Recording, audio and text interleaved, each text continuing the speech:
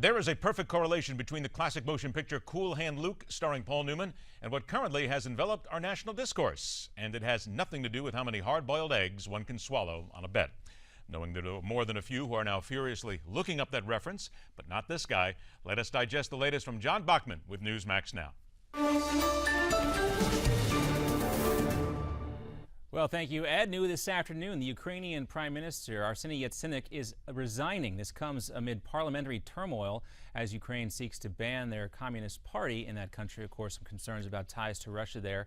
Also, Yatsenyuk has visited the White House before. He's been an instrumental figure in the recovery options and efforts in Ukraine as the crisis with Russia continues. Meantime, turning our attention to the Middle East, there are new developments in the fighting in Gaza. The Washington Post, other media outlets also reporting that Israel forces shelled a UN-run school filled with Palestinian refugees today.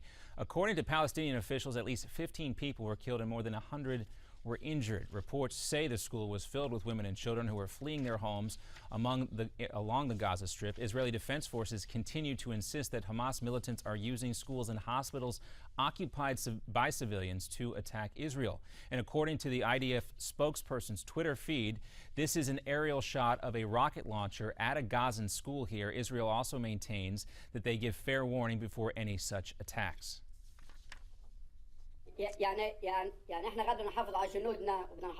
And what you heard right there is a warning call from the IDF to a hospital in Gaza. Military officials say the site was used to store rockets and other weapons. According to the video posted that you see right here by the IDF, the Israeli military confirmed the hospital was empty before launching that strike. Media reports, of course, can vary in this situation. Meantime, the militant group Hezbollah may be joining forces with Hamas to battle Israel. This after Hamas rejected Secretary of State John Kerry's calls for a new ceasefire. The Washington Times is reporting that a jihadi media outlet is calling on Gazans to, quote, endure military operations and assure Palestinians that Muslims from all over the world will unite to support them. Some analysts say Hezbollah already has been involved in this fight, but they are still, of course, fighting the civil war in Syria. And now an Algerian aviation official is confirming that an Air Alger plane carrying more than 100 passengers crashed in the African nation of Mali today. The plane was flying over northern Africa when authorities say they lost contact with pilots. The flight was traveling from Burkina Faso to Algiers in Algeria. When it went missing, according to the BBC, the pilot notified air traffic control that they were changing course due to weather. Now, the loss of this aircraft marks the third major disaster involving an aircraft in just 1 week. More news ahead in 30 minutes. I'm John Bachman. Now here's Ed.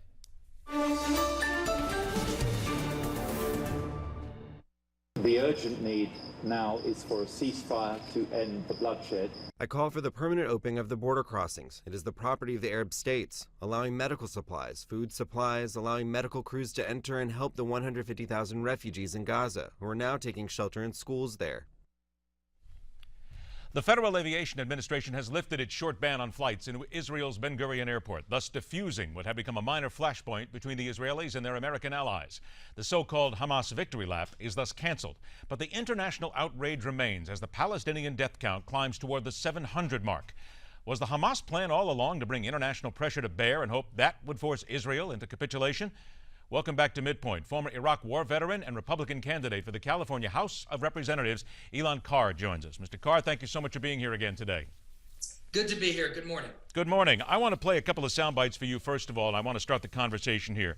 First, we are going to hear from Valerie Amos, the United Nations Undersecretary General for Humanitarian Affairs and Emergency Relief Coordinator, talking about civilians in this conflict. Then we are going to hear from British Foreign Secretary Philip Hammond, talking about Israel having the right to defend themselves. And then a question after that. Please, here we go.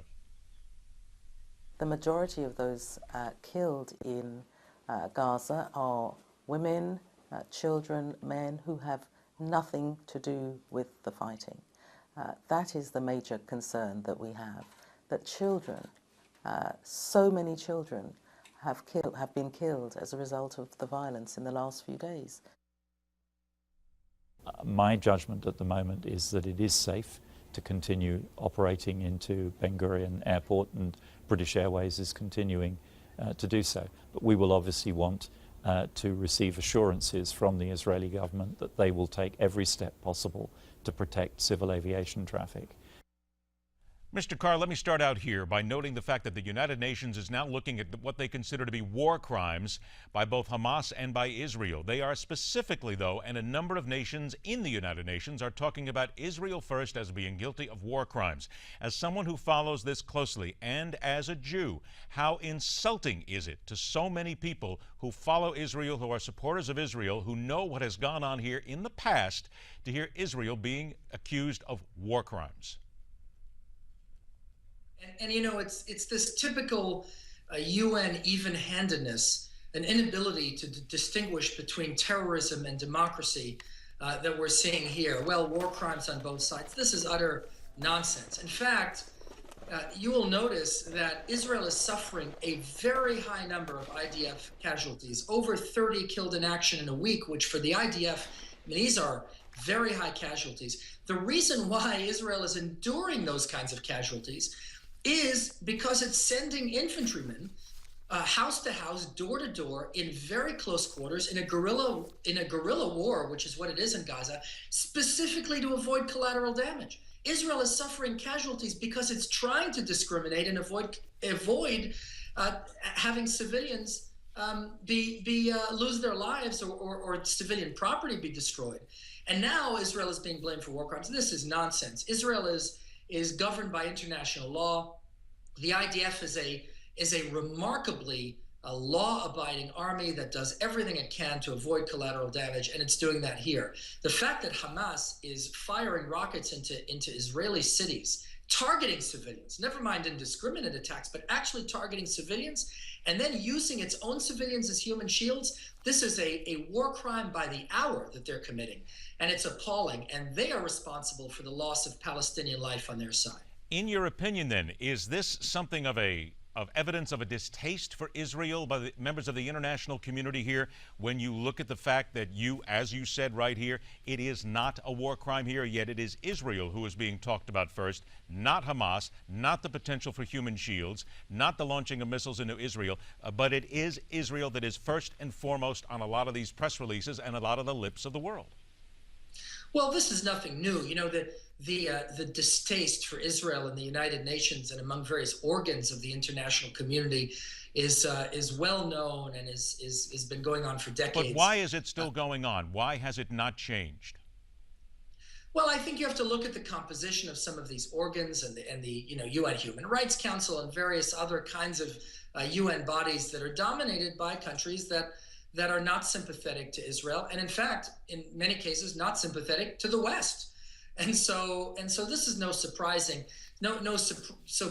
terms of the development. You should know that the number of condemnatory resolutions that target Israel exceed the condemnatory resolutions targeting any other country combined. And so it's just, you just shake your head, but this is par for the course, business as usual at the UN. What Israel needs to do is ignore this and focus on what it's doing, which is winning a war against a lethal, dangerous terrorist organization that threatens not only Israel, but ultimately, as part of its network, threatens America. Israel needs to win this and do it with full compliance with international law, as it has been doing. Is it just as simple to say that in many places it is another example of rampant anti-Semitism around the world?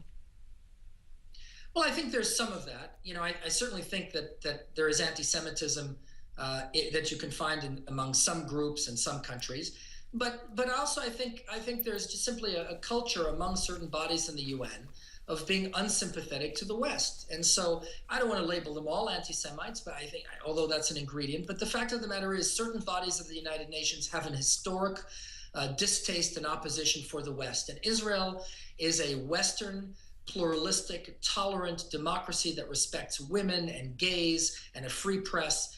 And that kind of society is frankly anathema to many parts of the world. And so that's one of the reasons why Israel is so often a target of opprobrium in the United Nations. Hamas's political leader has said recently that they will never accept a ceasefire plan that did not offer the ending of the Israeli blockade of Gaza. The Israelis say that is absolutely and completely off the table. So is John Kerry wasting his time? Well, I think what Israel needs to do is win this war. And what we've seen in the past is that every time Hamas launches barrages of rockets into Israeli schools and towns and playgrounds. Israel then has no choice but to defend itself and launches a ground campaign, beginning an air campaign, then a ground campaign. And then what happens is every single time there's pressure from the international community and an untimely ceasefire is forced on Israel before the job is completed. And then in that lull, Hamas rearms with Iranian help, builds new tunnels, and it all starts over again. This is folly, and what Israel really needs to do is win this thing decisively.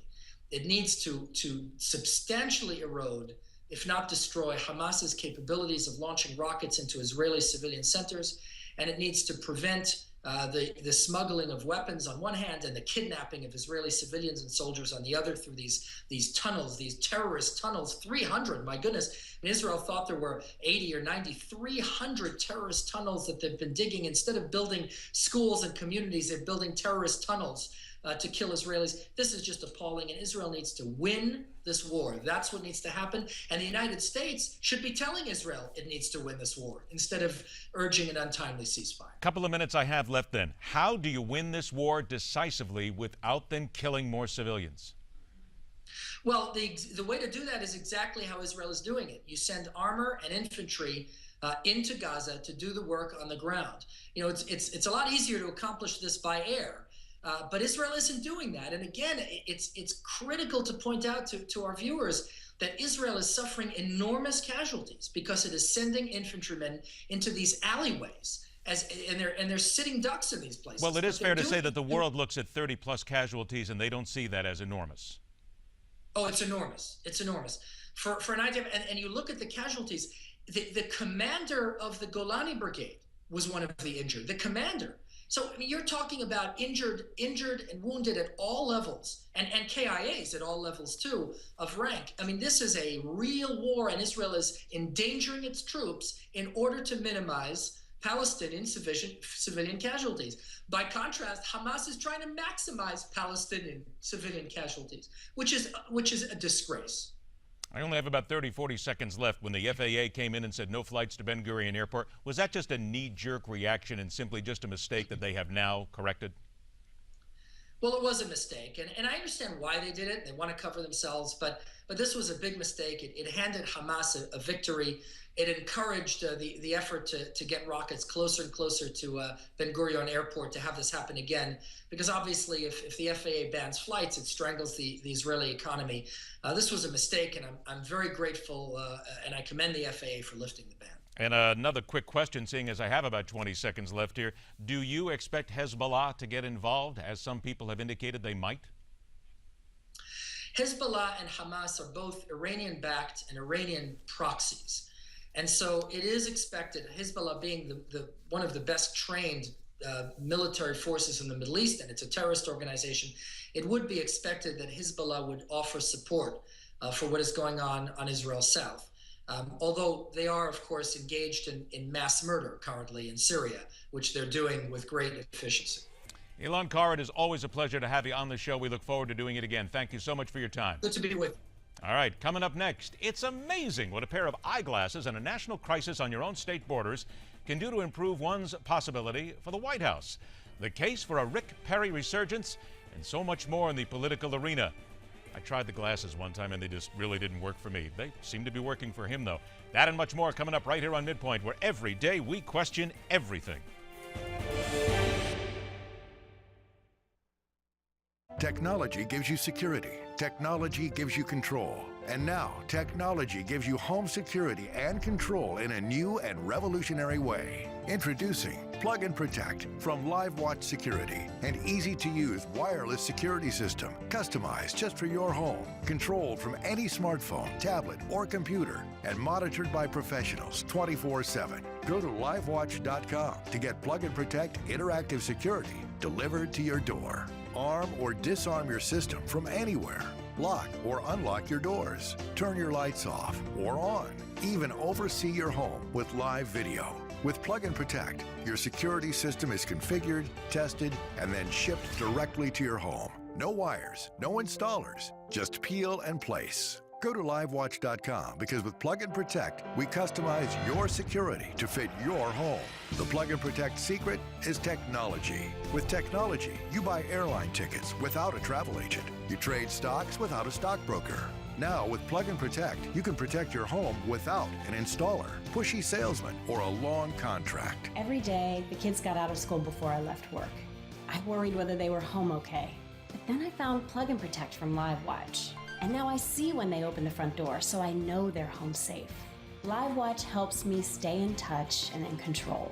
Founded by a paramedic in Kansas, serving tens of thousands of homes in all 50 states, and trusted by policemen and firemen throughout the country, LiveWatch is the new choice for home security. No door-to-door salespeople, no messy installers, no long-term contracts, just plug and protect. Now you too can enjoy the home security and control you want for your family. Try Plug and Protect in your home for a full 90 days. Included is our hassle-free guarantee. Go to livewatch.com. Plug and Protect is not available in stores, so go to livewatch.com right now. That's livewatch.com. Now on Newsmax TV, is Obama secretly trying to stop Hillary's presidential plans? Best-selling author Ed Klein has the latest details on MidPoint with Ed Berliner. Go now to Newsmax TV.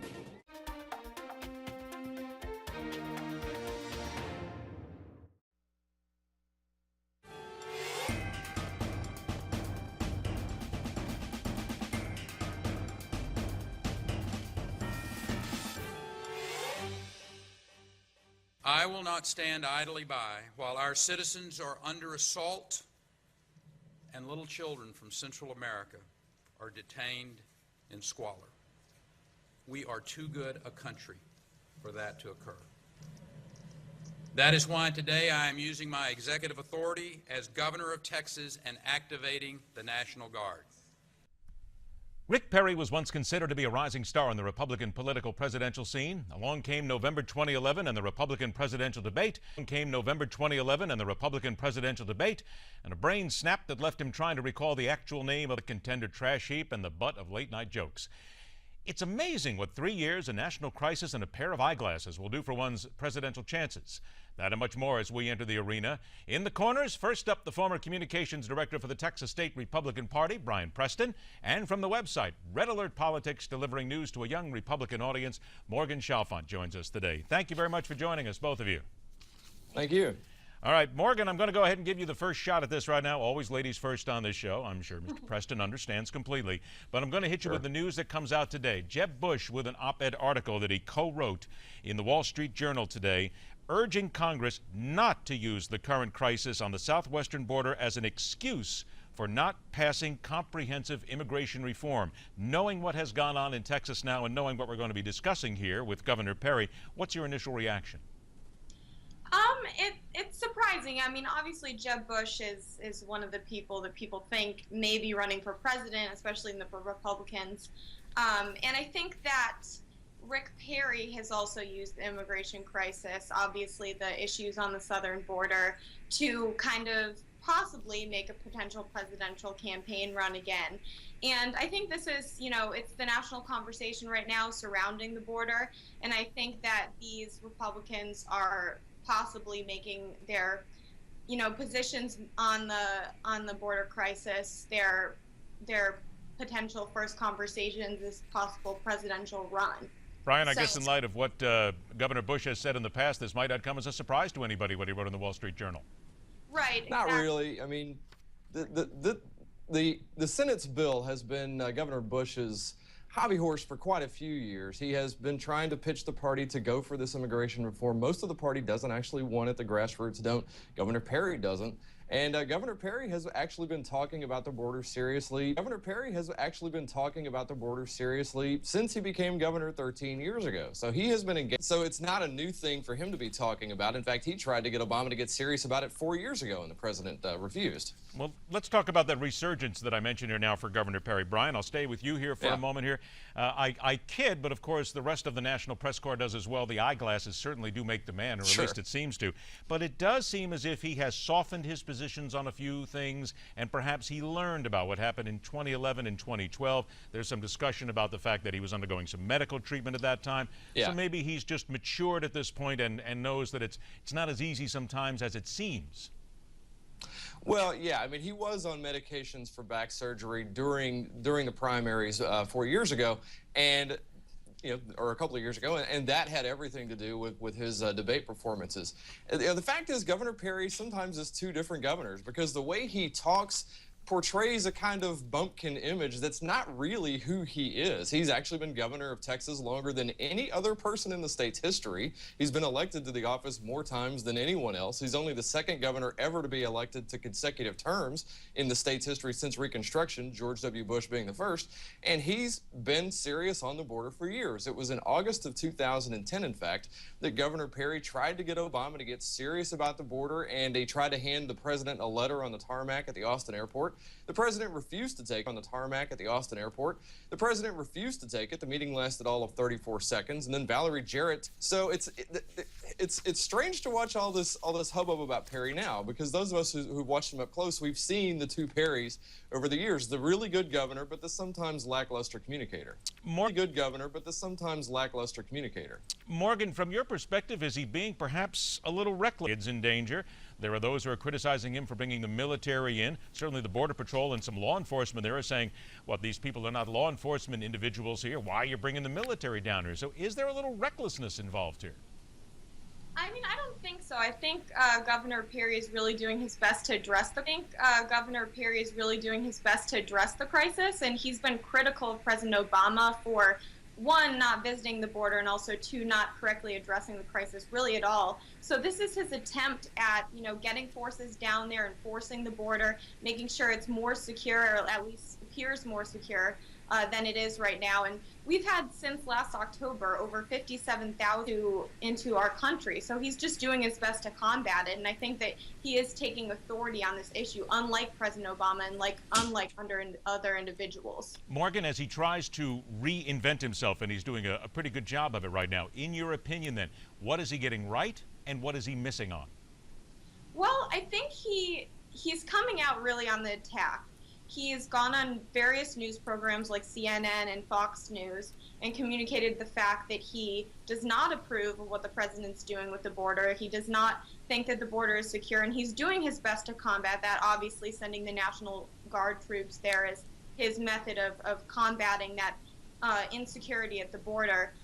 He's also, really going on the attack of his other potential Republican foes. For example, there was the Washington Post op-ed where he criticized Senator Rand Paul for his isolationist policies and also knocked President Obama for his foreign policy. So I do think that he's really remaking himself, especially in a verbal sense, and being able to go out and defend his positions.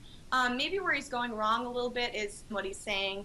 For example, a few months ago, he compared alcoholics to homosexuals, which people, there was a great conversation after that. But he did apologize afterwards, and he's definitely being very careful with his words and very assertive in his opinions. Brian, same question to you, and it would, of course, as was just pointed out by Morgan, Governor Perry, like so many other politicians, does occasionally have the foot and mouth disease that will come back to strike against them. Guarantee that any misstatement that you make is going to come back to you tenfold. It's just the way it is in this media environment. I think I'll agree with Morgan. I think Perry is getting most things right. I mean, this isn't the first time he has sent forces to the border. It was actually, I think, about 3-4 years ago that he sent the Texas Rangers to the border for a surge at that point after the president declined to do anything, and after Janet Napolitano, who was then the Homeland Security Secretary, laughed at him on a phone call when he asked for more security down at the border. So I think he's getting most of that right. He's pointing out that Texas does have an international border that's 1,200 miles long, and he is signaling that he would take more of Texas to Washington than bring Washington to Texas if he was elected president. I do think his criticism of Rand Paul was spot on, and, he needs to clean up the misstatements. If he does that, he'll be a serious contender. There's no question he can raise money, and there's no question he comes from a strong position, leading the state that's created more jobs than any other state in the union during the Obama years. 2 minutes we have left here then. Is that what he has to do at this point? You talked about him going after Rand Paul, but now that he has made this big move at the border right now, he has brought the National Guard in, does he need to be a little more assertive going after others? And I'm going to ask that also talking about Iowa Republicans asked to choose a candidate for the 2016 Iowa Republican presidential caucus, and Governor Perry did not finish in the top. Jeb Bush actually was first with 12%, Rand Paul 12%. If you look at Governor Perry, he's down at 7% on this Iowa electorate poll. Yeah, I think he needs to present Rick Perry better and more efficiently than he needs to go after other candidates at this point. People generally think they know Rick Perry based on the gaffes from last time around. He needs to clean that up, and that doesn't really, in my mind, involve going after the other candidates as much as it just shows him presenting himself and his ideas and his record forthrightly. I think he needs to concentrate on that. Morgan, how about your opinion on this? As we look at the poll here, too, as we look at some of the other numbers here, here's the candidate preference for Iowa 2016, and there it has Bush, Santorum, and Perry comes up a little bit there at 11%. So it still seems that even with all this publicity, he's still got to get his message out. Yeah, I think so. Obviously, as I mentioned before, he's doing a good job, and I think this border crisis has really thrust him back onto the political scene. But I think that his big accomplishment that he's going to need to make if he wants to, better his Americans' view of him is to continue this effort to remake himself, continue to show that he's eloquent, continue to show that he's knowledgeable and able to defend his ideas. Not only attack others, but defend his own ideas. And I think one of the really important things also with that op-ed where he criticized Rand Paul was, like I mentioned, that he was going on the attack and that Rand Paul actually had to defend himself after. So it's not that Perry needs to, just focus on himself and not go after others, but to make sure that he's not having to defend himself and that he's able to both defend his own ideas in a larger audience and also attack others if he needs to on issues where they diverge. Only got about 20 seconds left. I'm going to ask for a thumbs up and a thumbs down then from both of you. The eyeglasses, thumbs up or thumbs down? For me, thumbs down. Really? You're the only person that said that. Everybody else that we've talked to has said great big thumbs up, and even Morgan gave him a thumbs up on that. Well, I'll tell you, we're out of time, but we're going to have to come back again, and we'll have to figure out why the eyewear doesn't work for you. I mean, that's what we need to do. Brian and Morgan, thank you so much for joining us. We'll do it again. Thank you, Ed. Take care. Next up, it's a fair question. Why would the UN focus on what they call war crimes from one side in the Israel-Hamas war and not bring to the fore what the other side is doing to its own people in the name of war? That's coming up right here on MidPoint. Hello, I'm Dr. Ben Carson. To save our health care, let's follow these principles. Our health is the most personal thing we possess. Its care must be under our control. Bureaucracy must be prevented from discouraging choice and innovation. Large-scale change shouldn't be imposed from the top down because you have the right to choose what's best for you. Your personal medical information should be your property, period. States should have the flexibility to develop their own options. You should be free to buy coverage consistent with your moral and religious beliefs. Physicians deserve to practice without the fear of frivolous lawsuits. Join me. Save our health care. Please sign our petition today. Call 1-800-425-6299 or visit our website. Call 1-800-425-6299 and sign the petition to save our health care. Save our health care. Sign the petition today. American Legacy PAC is responsible for the content of this advertising. Meet Mary. She loves to shop online with her debit card. And so does Bill, an identity thief who stole Mary's identity, took over her bank accounts, and stole her hard-earned money. Unfortunately, millions of Americans just like you learn all it may take is a little misplaced information to wreak havoc on your life. This is identity theft, and no one helps stop it better than LifeLock. LifeLock offers the most comprehensive identity theft protection available. If Mary had LifeLock's bank account alerts, she may have been notified before it was too late. LifeLock's credit notification service is on the job 24/7.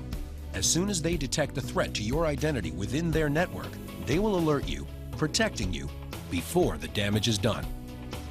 LifeLock has the most comprehensive identity theft protection available.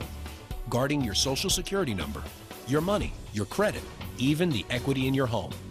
My years as a prosecutor taught me that we all need to protect ourselves from crime.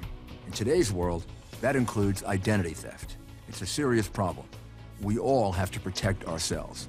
While identity theft can't be completely stopped, no one works harder to protect you than LifeLock. You even get a $1 million service guarantee. That's security no one can beat.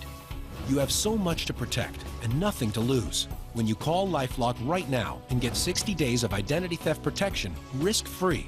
That's right, 60 days risk-free. Use promo code NOTME. Order now and get this document shredder to keep sensitive documents out of the wrong hands. A $29 value, free. Don't wait until you become the next victim. Call 1-800-918-3128 for 60 days of LifeLock identity theft protection risk-free and get a document shredder free. Use promo code NOTME. Call 1-800-918-3128 now.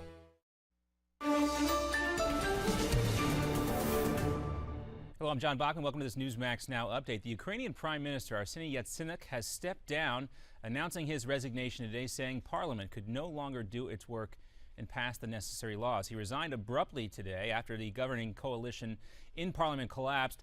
Early in the day, the two major parties announced that they were leaving the governing coalition, a step that could allow the Ukrainian president to dissolve Parliament as a whole and then call for a new election in crisis in Ukraine. And if you are waiting for a U.S. passport or visa, you might be waiting for a long time. The State Department's global database for issuing these travel documents has crashed. This could potentially cause major delays for millions of people around the world. The U.S. officials were hit in one country alone. And the FAA has lifted its travel ban for U.S. airliners flying into Ben Gurion International Airport in Tel Aviv. Regulators decided to lift those restrictions after reviewing new safety measures the Israeli government is now taking to lessen the chances of a passenger plane being shot down. They first put the ban in place Tuesday after a rocket struck about a mile away from that airport in Tel Aviv. And Pope Francis is meeting with a Sudanese woman who refused to denounce her Christian faith today. Miriam Ibrahim was the woman who was sentenced to death in Sudan for being a Christian. Well, she safely arrived in Italy today, as you can see right here. She spent some time today, or actually spent more than a month in the American embassy, the U.S. Embassy in Sudan, after officials stopped her from leaving the country. After arriving in Italy this morning, Ibrahim, as you saw there, met with Pope Francis as well as her daughter. More news ahead in 30 minutes. I'm John Bachman. Now back to Ed. War is a difficult place to find truth, for all too often, when we have a conflict where both sides are seeking international favor for their cause, reality is often muddled somewhere deep in the middle. The phrase war crimes now being tossed about in the battle between Israel and Hamas, with the death toll rising and no real resolution in sight.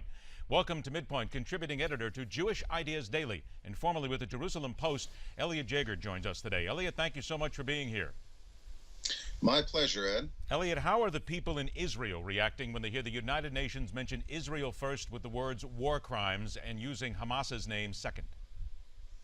Well, I think with a certain amount of sardonic humor, because we remember that Ban Ki-moon arrived here in the Middle East on an airplane that was chartered for him by the government of Qatar.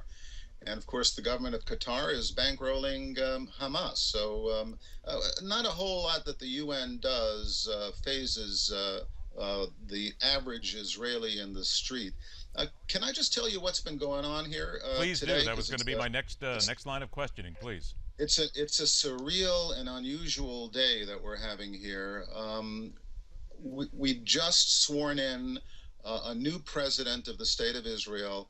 The Shimon Peres has now retired, and all of this has happened at a sort of very low-key parliamentary ceremony because there's a war going on, and Peres, of course, began the process of trying to reconcile with the Palestinian Arabs through the Oslo Accords back in 1993.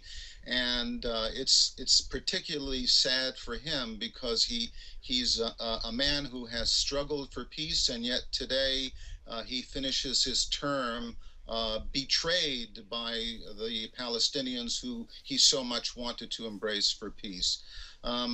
So that's the sort of what's been going on in the background. Literally, as I came on the air, the new president, Reuven Rivlin, has taken over. He's appealed to the Arabs, both the Arab Israeli citizens as well as the Arab neighbors, reminding them that his father was friends, his father, who was born in Jerusalem, was friends with some of the Arab leaders, and he promised them that there would one day be peace among the Arabs and the Jews. And Rivlin said how sad it was that we hadn't reached that point yet. So that's a little bit of the sort of poignant time that we're in, with Israeli troops fighting in the Gaza Strip, and with a new president coming into office, I think for the first time in Israeli history, at literally a time when the nation is at war. So that's a little bit of what's going on. I only have about 20 seconds left here. Is there a feeling in Israel that John Kerry will be able to do anything effective? Well, the most effective thing John Kerry could frankly do is to please go home and take care of business that needs to be done in Washington, D.C., because the Israeli army needs more time to do what it's got to do in the Gaza Strip. And it's probably going to need another week, maybe 2 weeks. And now is not a great time for a ceasefire. And the paradox is that that's the one thing that just about everybody understands and agrees. Now, Israel would agree to a ceasefire if it was a humanitarian ceasefire and requested. But frankly, it's not really in our military interest at this stage to engage in a ceasefire with Hamas, which continues to Okay, Elliot, I'm going to us. have to call it there. Unfortunately, we're out of time. Thank you so much. Now, an American Moment.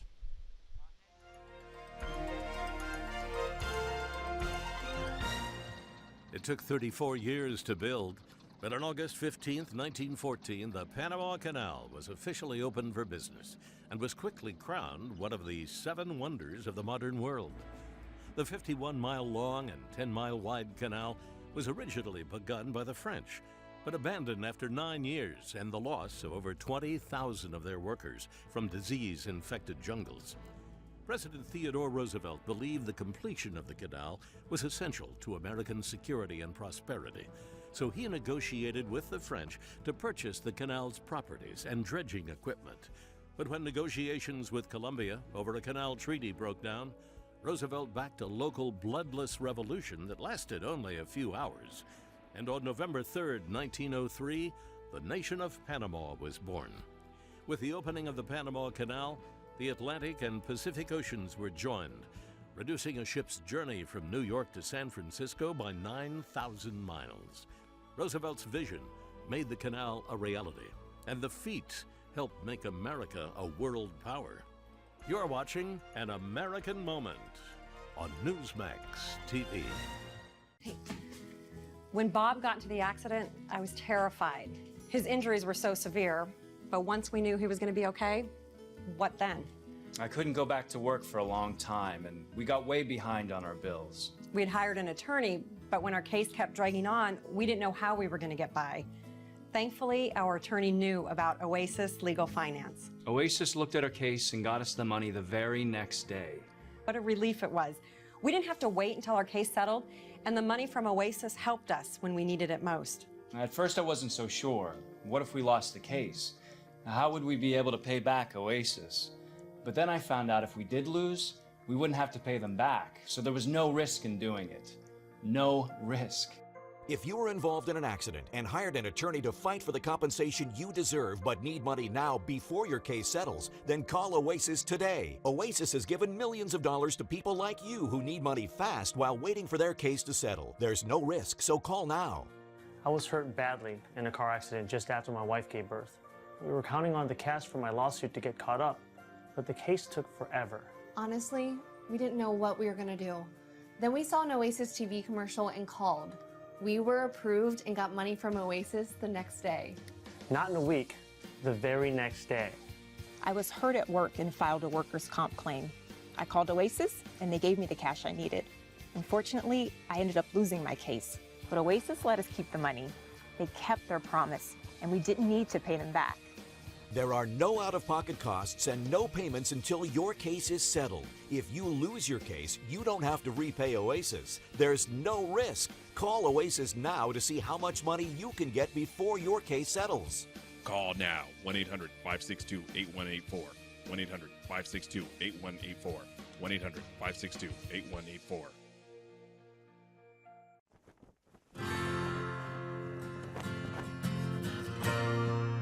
Why 35 years ago, fly the Atlantic? Why choose this as our goal? And they may well ask, why climb the highest mountain? We choose to go to the moon. It's one small step for man,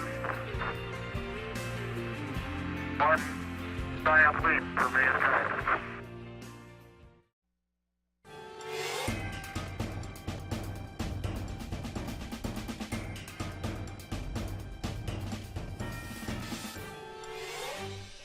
Of course, now that it's 2014, Washington is obsessed on the midterms.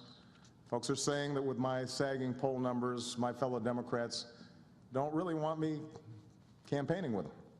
And I don't think that's true, although I did notice the other day that Sasha needed a speaker at Career Day and she invited Bill Clinton. I think that just might actually be the truth, too, when you think about it. All right, now you can go ahead and call this personal pride. But being from the region, I have a real affinity for radio talkers that grew their roots in and around New York City. Yes, indeed, I am one of those proud Northeasterners. Our next guest hit the ground running in Brooklyn Low those many years ago. He remains one of the more thoughtful, more impactful syndicated hosts in America today. He is heard around the nation via the Talk Radio Network. He also authored the book, Have You Seen My Country Lately? America's Wake-Up Call.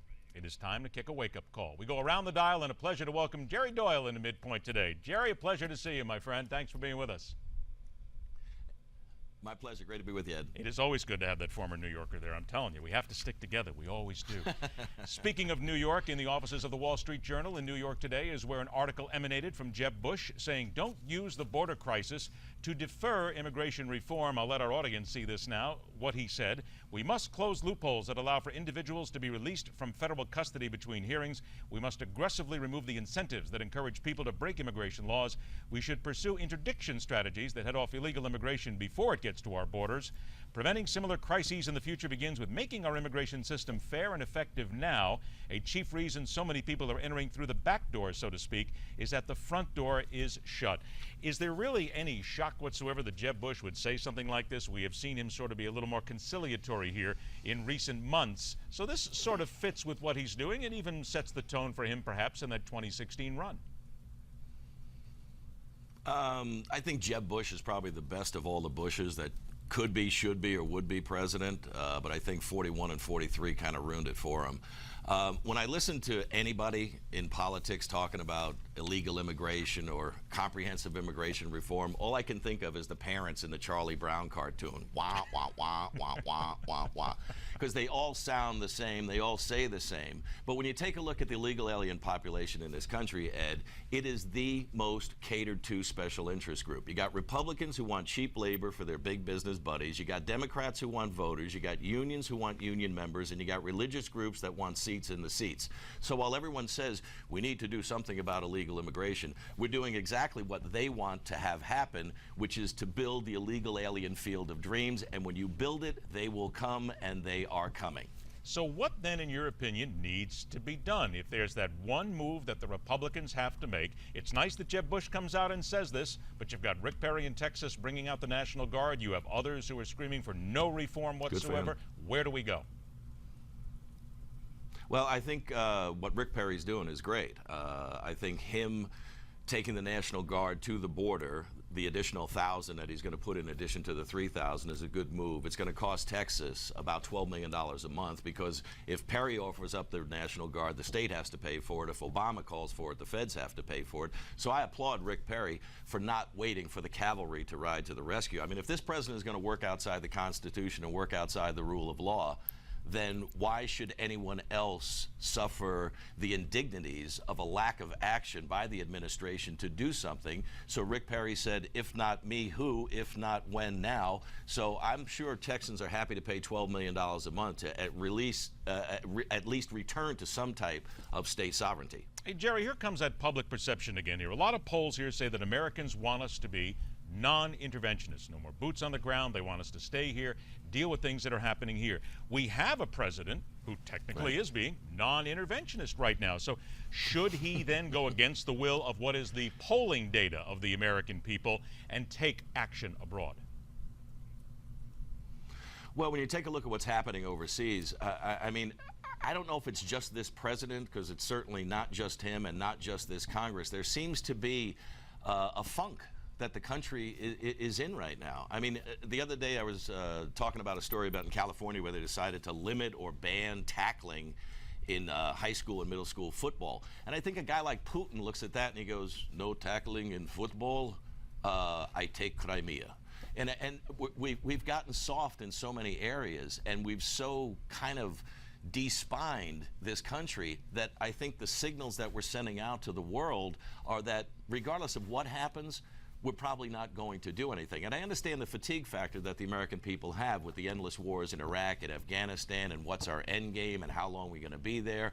But we have to, we can have all the best technology in the world. We can have the best planes and the best tanks, and we certainly have the best troops.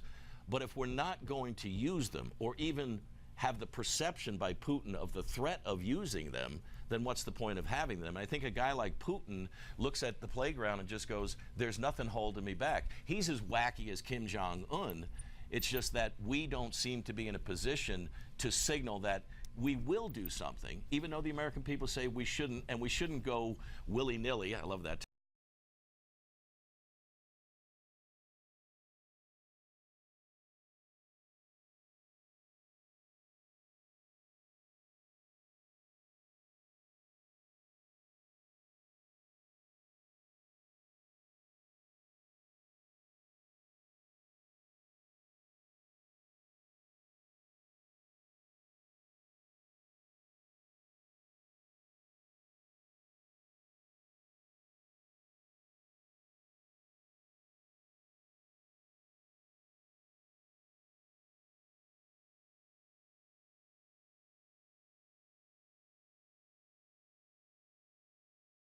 Versus sending out the right message about what's really happening, and I'm not even sure they know. I got about 60 seconds left here. It's funny you mentioned Putin, because even I have said, look, it's time to stop making jokes about this guy. Let's stop using him as the butt of things that happened at the correspondents' dinner here, and let's get serious with him, because every time we make a joke about him, it basically lightens this guy. This guy's a dictator. This guy's a killer. He's got his finger on the trigger for so many things that have gone on, yet we keep continuing to just, we want to laugh about him, and that to me is a sad thing. Right, but you have to rein in a crazy person, and we have to put a virtual straitjacket on this guy, and it's not being done diplomatically with John Kerry. He's in left field playing a bunt facing the fence with his own team up to bat. He has no idea what's happening. The only reason he's the Secretary of State is because it was his turn, and we certainly have the wrong people sending the wrong message at the wrong time, and that leaves people like Putin and others to just run wild. I only got about 15 seconds. I need to ask you, as a fellow member of the Screen Actors Guild, is it not just a major travesty that they're making Ghostbusters 3? Leave it alone, for crying out loud. 2 was enough. I'm not sure 2 was enough. I think 1 might have been plenty. I think 1 was plenty. You're right. Let's go ahead and forget 2 ever happened. It's like Godfather 3. It never happened. We really weren't ever here. Forget it all over. Delete, delete, delete. I'm with you. Hey, Jerry, great show, my friend. Thanks so much for joining us. I hope we do it again soon. Thanks, Ed. My pleasure. All right, take care. After the break, what we have here is failure to communicate, and a band of political types who should take notes as we deliver a simple lesson in how to avoid such a mistake. That's Telling It Like It Is. It's coming up next on MidPoint.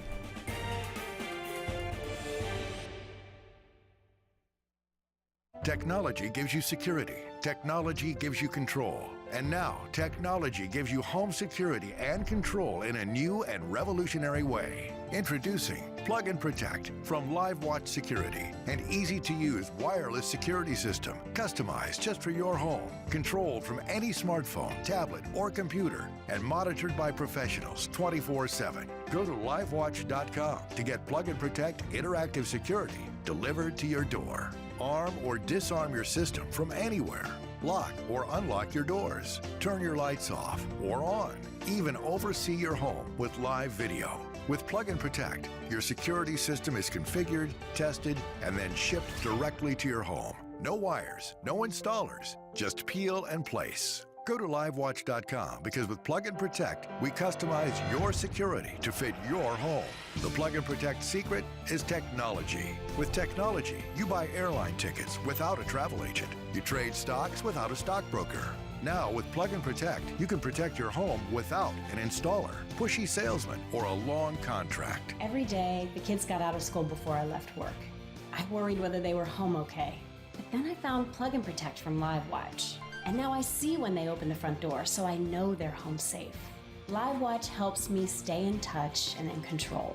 Founded by a paramedic in Kansas, serving tens of thousands of homes in all 50 states, and trusted by policemen and firemen throughout the country, LiveWatch is the new choice for home security. No door-to-door salespeople, no messy installers, no long-term contracts, just plug and protect. Now you too can enjoy the home security and control you want for your family. Try Plug and Protect in your home for a full 90 days. Included is our hassle-free guarantee. Go to livewatch.com. Plug and Protect is not available in stores, so go to livewatch.com right now. That's livewatch.com. I'm at St. Jude because I had a cancer inside of me. They diagnosed me with a brain tumor. You have to be strong and don't give up. Attitude is everything. You have to fight. Imagine your doctor tells you your child has cancer with only months to live. Where would you go? What would you do? Who would you turn to? Fortunately, St. Jude Children's Research Hospital is fighting every day to save children's lives. And with a gift of just $19 a month, you can join the fight. This is my kid that they're giving back to me. I am so grateful. At St. Jude, no family ever receives a bill. In fact, no family pays St. Jude for anything. That's why your gift of $19 a month, just 63 cents a day, is so important. When I thought that I might lose my son, they gave me hope. You are not only saving a child's life, you're breathing life back into that family. If I hadn't have come here, I wouldn't have my son. St. Jude's life-saving research and treatment is shared freely with hospitals around the world. St. Jude gives you hope and happiness. They're helping us live. Maybe in the future, kids won't have to go through this. We'll find a cure and it'll all be over.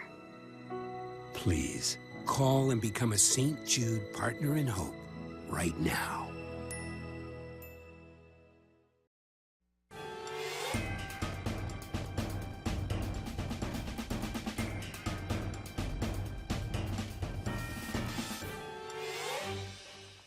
You're gonna get used to wearing them chains after a while, Luke.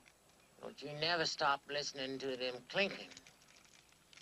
'Cause they're gonna remind you of what I've been saying.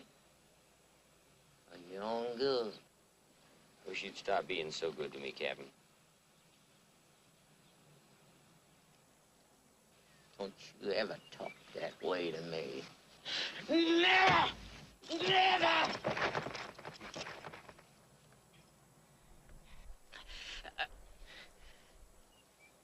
What we've got here is failure to communicate.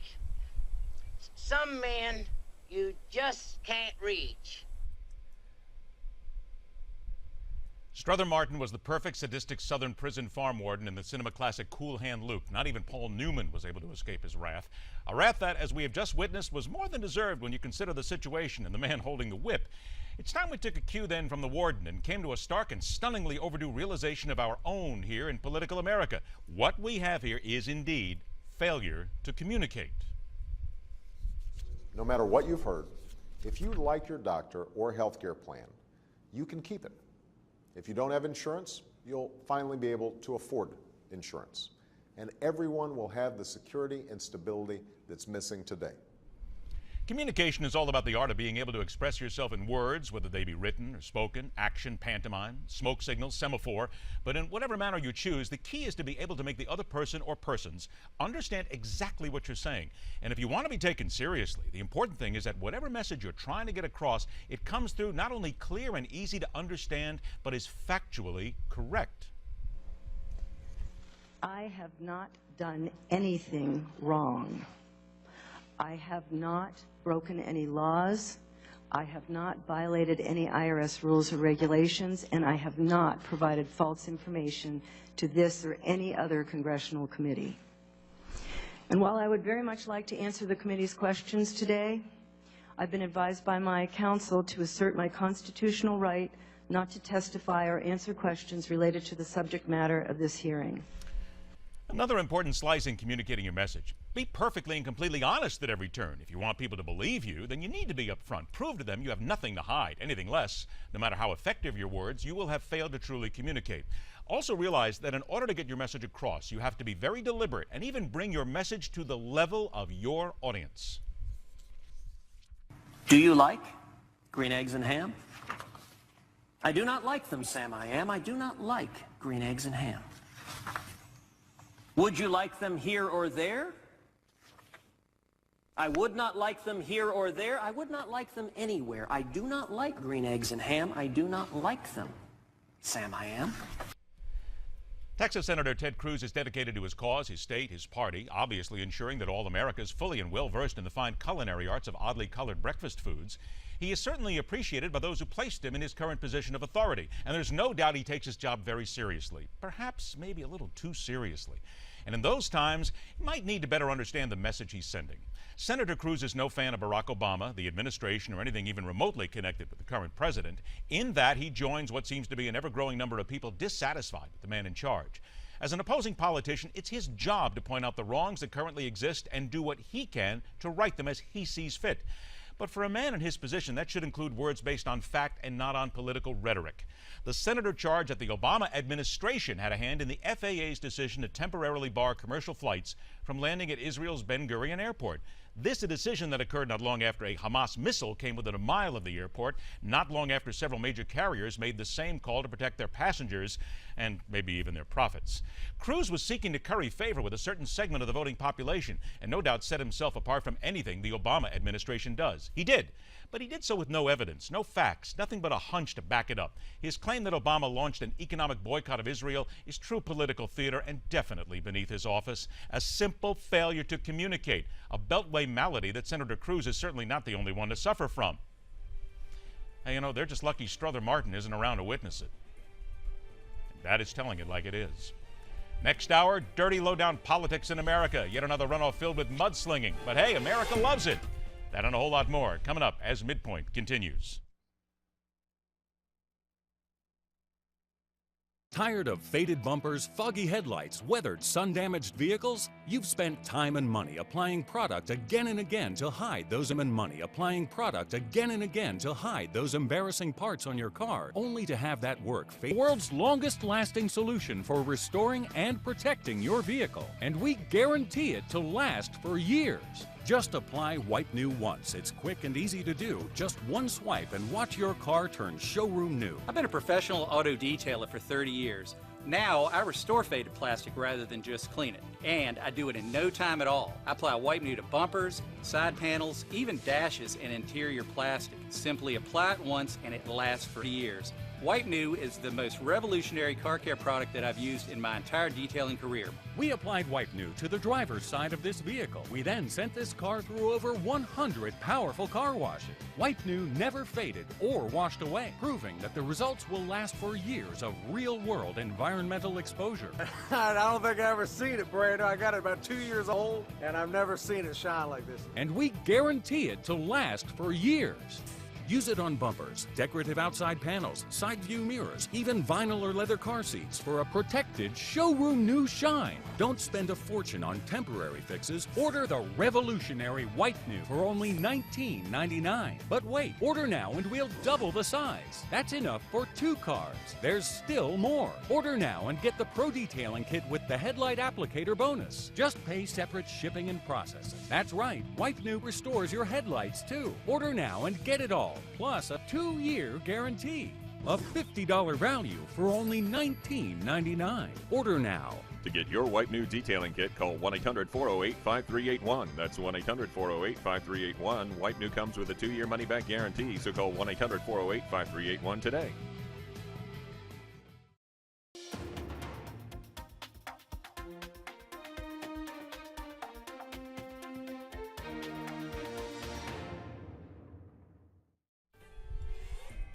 The dirtier, the better. Despite the fact we rail against how mud-laden political campaigns are, let's get to it. We really love it when politicians hammer away at each other, and that will take us to what happened in Georgia this week.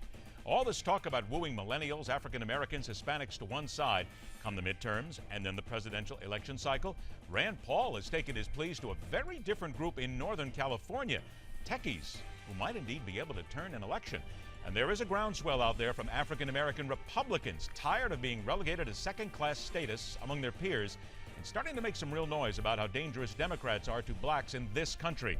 The only danger at the moment is missing a single second, because no one covers every discussion angle like we do, and no one questions everything, as we will, for Thursday, July 24th, 2014.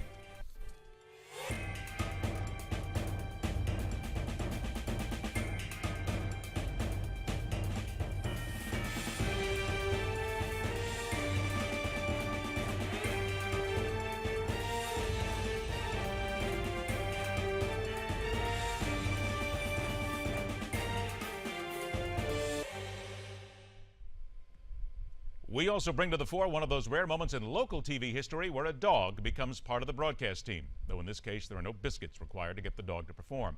Just another resident of Outland, where the special people gather. That and more this hour, right after John Bachman deals this edition of Newsmax Now. A lot of tempting potential jokes there, Ed, but we'll leave it be for the time being. Focusing on President Obama, he continues to face bipartisan criticism for his lack of leadership on the global stage. This time it's the Wall Street Journal chiming in. Today's op-ed piece blasts Obama for ignoring major conflicts around the world so that he can focus on fundraising and domestic Democratic politics. The president is wrapping up another West Coast fundraising swing as we speak. And writer Daniel Henninger takes the president to task for his weak response to Russia following the downing of Malaysia flight MH17. Now, as the border crisis continues, the GOP is still trying to find a plan that all of the conference can get behind. Some conservatives are also slamming House Speaker John Boehner's newly announced $1.5 billion proposal. The Boehner plan is much lower than the president's request of $3.7 billion, but many people say there should be no additional spending of taxpayer dollars to house undocumented children. In fact, some Republicans say the federal government needs to send all of these illegal kids back to Central America.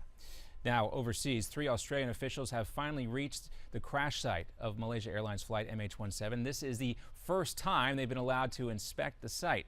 It's exactly 1 week since the plane went down, killing 298 people. They are working to carry out a United Nations resolution which would secure safe access for the site and for investigators. And take a look at this right here. We'll show it to you hopefully in a second. More deadly severe weather. Images coming into newsrooms around the country today, starting from Virginia. We'll get that video coming up to you later in the program today. But in Hampton County, a round of storms are responsible for 2 deaths. That, according to police. Also, police confirming that 20 people were injured when a tornado touched down at a popular campground. We'll get some video to you later on today. More news ahead as well in 30 minutes. Now here's Ed.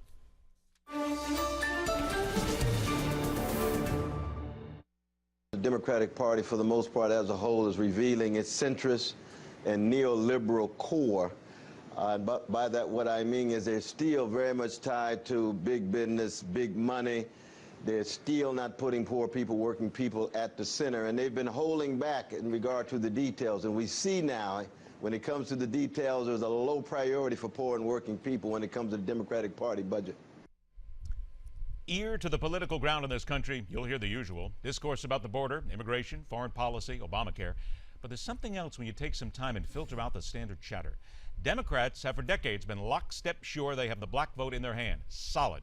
And there is nothing Republicans can do about it because, if you listen to their side, African Americans have a vehement dislike for anything Republican and know only the Democrats have policies that will make their life better.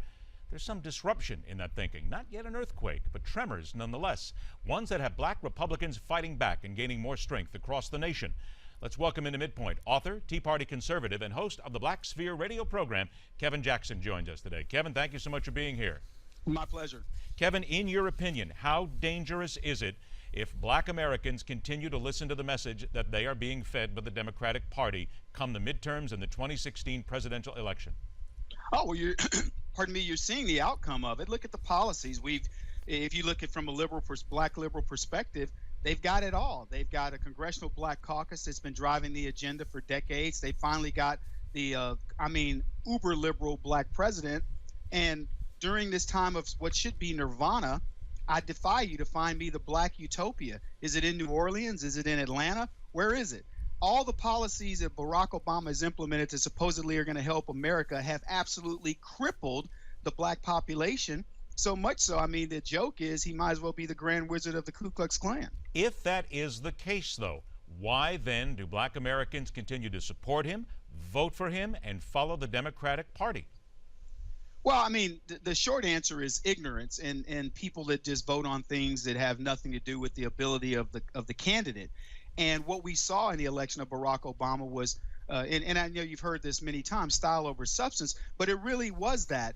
What Republicans do is they try to run a campaign that says, take a look at all these critical issues and think, and react with your brain. And meanwhile, Barack Obama was a rock star, and we don't look at things from a perspective of selling our candidate in that way. Now, I understand why. I don't want a rock star as a president. I want somebody that's going to do the job. But unfortunately, we're at a point in history where we've got to start looking at candidates with a little bit more style. Okay, now I'm going to go back to your word ignorance in there, which has been used before. For the first time in history, according to the Census Bureau, blacks are now voting at a higher rate than whites. Roughly 2 out of 3 eligible blacks voted in the 2012 election. So let's take your word ignorance then, and let's take that from fact and go from there. If indeed that is the case in many instances, how then does the Republican Party educate these black voters into what they believe is the reality and also have them face what's going on realistically, again, in the Democratic Party? How do you educate that? Well, I think you really got to it's tough love. I wrote a piece just recently at my site that talks about if you really want to destroy a city, number one, put a liberal in charge of it, but number two, make it a black liberal and you're guaranteed destruction. Look at Detroit as an example. And you'll see that they've had a litany of black leaders. Being most recently, they had the guy in jail now is Kwame Kilpatrick, and prior to him, it was Coleman. So you've got a prime example, and it's in city after city. If you find a city that's going bankrupt or teetering on bankruptcy, you can practically be guaranteed, number one, it's a liberal or a black liberal. Show the examples and be fearless in talking about it. Look, Detroit is having its problems right now. 320,000 people aren't paying their water bill. Who do you want to blame? You're going to blame George Bush? You're going to blame a white Republican? Or are you going to blame the faces that are in your face every single day in the media, and who are the real causes of it? Is it fair to say that if the Republicans want to make inroads with black America, they need to, as some people have indicated, get away from going to the ministers at the ground level and certainly stay, as many people have said recently, away from the NAACP, which we have to point out at their recent convention, they had a group of black conservatives there who were given a single booth, and some will say that they were verbally accosted when they were there. They were. So if you're going to be a Republican at this point, would you agree then? Stay away from the grassroots ministers and the churches, stay away from the NAACP. If that's the case, where do you go? Yeah, I agree wholeheartedly. The Republicans should tell the NAACP, we don't care about you. You're an organization that we started, and you don't even mention the Republicans on your website. So why would we pay any attention to you? You've marginalized black people for decades since you've taken over and had a liberal bent. So why would we pay attention to you? But I would put that same charge out to black liberals who say, where are the Republicans? I'd say, look, it's not our role to come to you. It's your role to see that you're in an abusive relationship and to get help. And guess what? We're here. If you want us, we're willing to help. But when we placate, Reince Priebus just recently spoke, I believe, at the the Urban League, and his speech was written to black people. It talked about things like recidivism in prison and sentencing guidelines and things like this. Don't speak as if black people are criminals and that's something we're going to like. Hey, we've lessened the drug charges for crack cocaine, so that should make you black folks happy. That's pandering. That is the worst thing you can do. You speak to blacks the same way you speak to any other audience and say, look, there's opportunity over here. If you want insanity, stay on the left. I'm not going to chase you. But you won't get that from a lot of African American leaders, certainly those on the Democratic side. They will say you don't speak to black people the same way because they have certain needs, certain desires, certain things that they need to have taken care of. So there are those who would disagree with you and say you have to speak to them specifically and at what they consider to be, what the Democrats consider to be, their level. Well, I would tell you what, if you go to and hear Joe Biden talk about educating the people in the black sections of his town, when you look at Hillary Clinton, who did her no ways tired and tried to make herself sound like she was some sister from the hood, if the Republicans took those comments and actually said, look, we're not pandering to you. I'm not going to lace my terminology with a bass line and some nice jazz little tune and bring a bucket of chicken. If you want that, you got all that monkey business on the left. If you want me to talk to you like a human being and tell you what we have to bring to the party, I'm all business. And if you think it works, it only works because of that ignorance. But I'm going to tell you, it's changing. People in the black community are tired of the pandering. They're tired of not getting a result. If you look at the results of the Democrats over the past few decades, if Republicans only spoke of those things repetitively, and by the way, outside of the echo chamber and in the black neighborhoods, we change this thing in 2 election cycles. All right, now let me let you hear Mitt Romney, the former Republican presidential candidate. He was on the Sean Hannity show yesterday, and Sean asked him about his short list of Republican nominee favorites. Here's what he had to say. Well, there's quite a group of people among those that are considering running that I think have the potential to become a terrific president and to win. From Paul Ryan, who of course is my running mate, and Jeb Bush and Chris Christie and Scott Walker and Marco Rubio, and I mean it's a long list of people who I think are people who recognize the need to strengthen our foundation at home, the core here. Kevin, there's a lot of people in there that he mentioned, but do any of those candidates really speak to the African-American voter? Well, the short answer is I'm a huge Ted Cruz fan, so I'd certainly support him. And I also like a lot of the things that Rand Paul says, but who he left out of that discussion were people like Dr. Ben Carson, people like Alan West, who can resonate, even potentially Herman Cain if he decided to run again. And that's the problem, is the Mitt Romneys of the world, it's almost incestuous thinking. They get used to seeing the same political guys who've paid their dues. The reason why he didn't put Alan West and Dr. Ben Carson or Herman Cain in that mix is they haven't paid their Republican dues. Everybody else has gone through the Republican system, the Bush League all the way up to the major leagues. So, and that's the problem. We have too many people that are saying the same things, and none of those people that he mentioned are ever going to resonate in the black community. And even Ted Cruz would have a problem resonating in the minority community at large, including Latinos. Well, let me ask, you just mentioned Ben Carson, you mentioned Carson, West, and Cain here, all three fine African-American and potential candidates here. Are you saying then that the African-American voters would only then, or would be more likely to go for a fellow African-American, and that it would be difficult for a white politician then to get them over to the Republican side? Not at all. I believe that if a white politician were to speak truth to blacks on the left and say, look, unlike what you may hear from other people, I'm not pandering to you. I'm not giving you anything. I will make sure you have an opportunity America is for the opportunity, and I will make sure you have full opportunity. But if you think I'm going to pander to you, you've got the wrong person. If somebody says that, they'll get the attention. And once you get the attention, you'll find out blacks in America they're aware of what the Democrats are doing, and they want another solution, but they don't know how to go about it. It's up to us to say, we're here for you, just come get it. I only have about a minute left. There are people who believe that when Barry Goldwater said 50 years ago that the Civil Rights Act was unconstitutional, but he would obey it if enacted, people say that was the schism there, and that's where the African Americans started to fall away from the Republican Party. Is it fair to say that it goes back that far? It is fair to say that, and it's been completely misconstrued because everybody made it sound like he was saying, you know, if you want to have a business that caters to whites or something that caters to whites, it is your business. But the fact of the matter is that is how business works.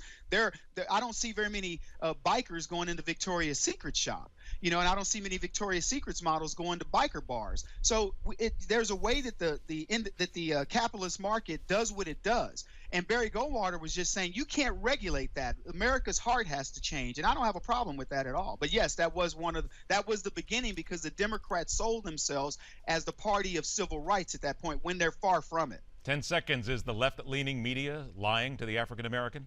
Absolutely, and it's going to backfire on them at some point. All right, we'll leave it at that. Kevin Jackson, a pleasure to have you on the show. Please, let's come back and do it again soon.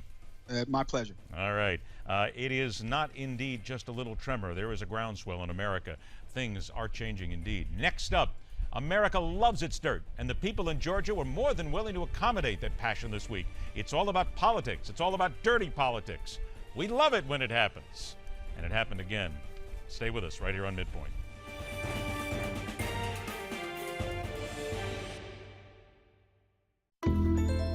Meet Mary.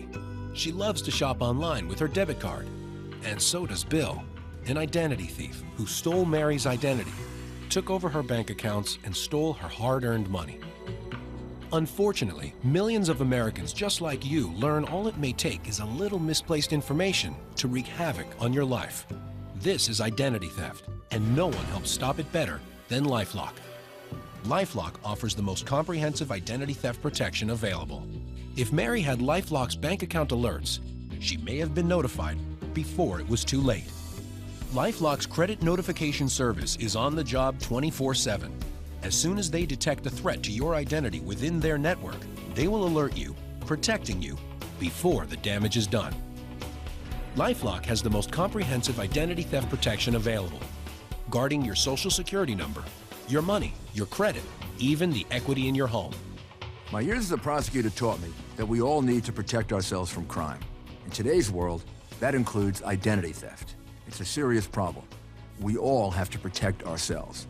While identity theft can't be completely stopped, no one works harder to protect you than LifeLock. You even get a $1 million service guarantee. That's security no one can beat. You have so much to protect and nothing to lose when you call LifeLock right now and get 60 days of identity theft protection risk-free. That's right, 60 days risk-free. Use promo code NOTME. Order now and get this document shredder to keep sensitive documents out of the wrong hands. A $29 value, free. Don't wait until you become the next victim. Call 1-800-918-3128 for 60 days of LifeLock identity theft protection risk-free and get a document shredder free. Use promo code NOTME. Call 1-800-918-3128 now. Now on Newsmax TV, is Obama secretly trying to stop Hillary's presidential plans? Best-selling author Ed Klein has the latest details on MidPoint with Ed Berliner. Go now to Newsmax TV.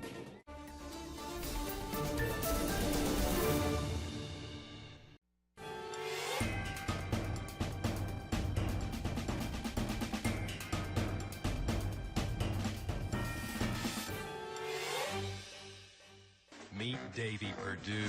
He's been distracting you with babies, but he's the one who's made a mess. Perdue chewed up businesses. 8,000 jobs were lost. He took $1 million bonus, and also millions more from Obama's stimulus. And Perdue has no problem with Obama's Common Core standards that nationalize schools, eating away at local control. David Perdue. Something doesn't smell right because the change he wants stinks. I'm Jack Kingston, and I approve this message. Dirty politics is nothing new in America or anywhere else for that matter. When it comes to those wanting to stay in office or snatch that chair away from the person already there, some people will stoop as low as possible and then go another foot or so in the southerly direction. But we as Americans eat it up and fall for a lot of the negatives. Therefore, why should anyone stop? It works. What happened in Georgia over the last several weeks is a good example of what happens when campaigning believes there's no place like the mud. Welcome to MidPoint, the news director for the Tea Party News Network, Scotty Neal Hughes, and the host of Agenda on Sirius XM, Ari Rabenhoff, joins us. Gentlemen, or I should say gentlemen and lady, thank you so much for joining us today. Thanks for having me, Ed. All right, Scotty, ladies first always on this program. I'm going to let you go first. Let's go ahead and look at David Perdue's commercial here. But isn't it true, though? It still is a little bit of getting in the mud here, and America just loves it, even though we see it every single day. Well, of course, and this is what politics is. Politics is very, very dirty, and obviously it works because it worked in this case. But now here's the difference. If you look at this case versus what's happening in Mississippi, I don't consider negative politics to be bad if it's the truth. But you look in Mississippi where it went negative, and it was the truth, but it worked against the person that it was actually happening. So the key is you have to be careful in how you handle negative politicking. Are you telling the truth about the person to slander, or the truth to actually get at the truth about the person and what's going on? Ari, how about that? It's not so bad if there's a little mud being slung as long as it's truth. What do you think? Mud's been slung in politics for 2 centuries now. It's part of politics. If you're a candidate and you can't take it, you should probably find another profession. And frankly, voters, you put voters in a focus group room, they always say, I hate negative politics. I hate negative politics. But it's what influences them at the ballot box. So it's going to keep happening. Let's talk about influence, though, because Perdue's closing ad, it was bought and paid for by the U.S. Chamber of Commerce. They dropped almost $2.5 million into Georgia to support Kingston. Now, these are disclosures from the FEC, the Federal Election Commission here. So aren't we still talking about dirty politics? It still has to be connected to dollars. Well, I'm glad. Is always going to be connected. Hang on. Hey, Scotty, hold on one second. I'm going to let Ari go ahead on that first. Ari, go ahead. Well, I'm glad more people are standing up and seeing the corrupting influence that outside big money can have on races. And I hope conservatives can look at this race and say, maybe we do have to do something about the way our campaigns are financed. Scotty, it's fair to say that there's a lot of talk about corruption in here when you get down to that kind of money and mudslinging elections. Yeah, I love it that he brought up conservatives need to be the one to look at it. I don't think conservatives are the ones that are sitting here saying that we don't need to be looking at. I think you need to look at the Democrats that are usually the ones that have the hidden back dollars that are being contributed to the money, that are being contributed to these campaigns. They're the ones that are pouring the monies into these PACs. They're the ones that are, worried about hiding the dollars that are going into the funds. Look at our commander-in-chief right now. He's out there campaigning right now instead of actually trying to be president and being a leader when we have all these issues going on. So it's not conservatives that are the ones trying to sit here pour these money into the campaigns. It's the Democrats on the other side that aren't allowing real campaign finance reforms to be happening. Ari, to you. So what real campaign finance reform would you agree to? I mean, Republicans have rejected the Disclose Act. Republicans cheered Citizens United. Republicans cheered McCutcheon. And Republicans are bringing a series of more cases to dismantle McCain-Feingold. What real campaign finance reform are you willing to concede to? Go ahead, Scotty. I think the issue is, you want to sit here, all the Democrats want to do is to protect that the unions can sit here and have all the money, that the big dollars, the unions can be the ones that can contribute, but you and I, the individuals, can't have that money. All that you want to sit here and look about campaigns can do is that you want to sit there and say, okay, you can sit there and contribute to as many. You want people to be selective about it, and that's where the problem is. I don't want people to be selective about it. I think there is a corruption problem. McCutcheon creates a corruption problem. Citizens United creates a corruption problem. Frankly, a lot of the campaign finance systems that have been built up have created corruption problems. And look, you want to talk about union money, you want to talk about corporate money, you want to talk about individual money. Let's have a conversation about all the money, and we can have that. Well, let's get to this here, because David Perdue's spokesman, Derek Dickey, he went right after the U.S. Chamber of Commerce. He said, and I quote, "They will back a career politician over a successful Fortune 500 CEO because they know the politicians will say and do anything to keep the campaign money flowing." Ari, you have to admit that makes a point, because we've seen this now for generations. Career politicians put the money in the pocket and they'll do just about anything. I don't think it makes a difference whether it's left or right here. Wouldn't you agree? Well, no, I think in this case, no, I don't think it doesn't make a difference left or right. I think there is a problem, and I would hope we could all get together and try to solve that problem. And I think this race highlights in a Republican primary how money can influence an election. Scotty? Well, and I think I think that is something that we can't agree on, both the Democrats and the Republicans. But Ari, that's you and I talking about it. We're not in elected office. We can sit there as voters say it, but it's the people in elected office. We're asking the kids to police their own cookie jar, and they're not going to do that. They're going to stay on their campaign trail. But when they get in office, it's like asking them to give themselves term limits. And until we actually hold their feet to the fire, which we're not going to do, they're not going to be expected to do it. But what this case, I think, does show is that people don't want career politicians. That's what the message was. You've seen this case when it looks at Eric Cantor. I think it's also in Mississippi. I think people are getting tired of seeing these folks that go to D.C. and stay in D.C. People are tired. They know that the economy is not being won by career politicians. We need a more business-like environment in Washington, D.C. And I think that's one of the messages that won in this case. Go ahead, Ari. Well, I think career politician versus non-career politician, there are some career politicians on both sides of the aisle who are actually very good.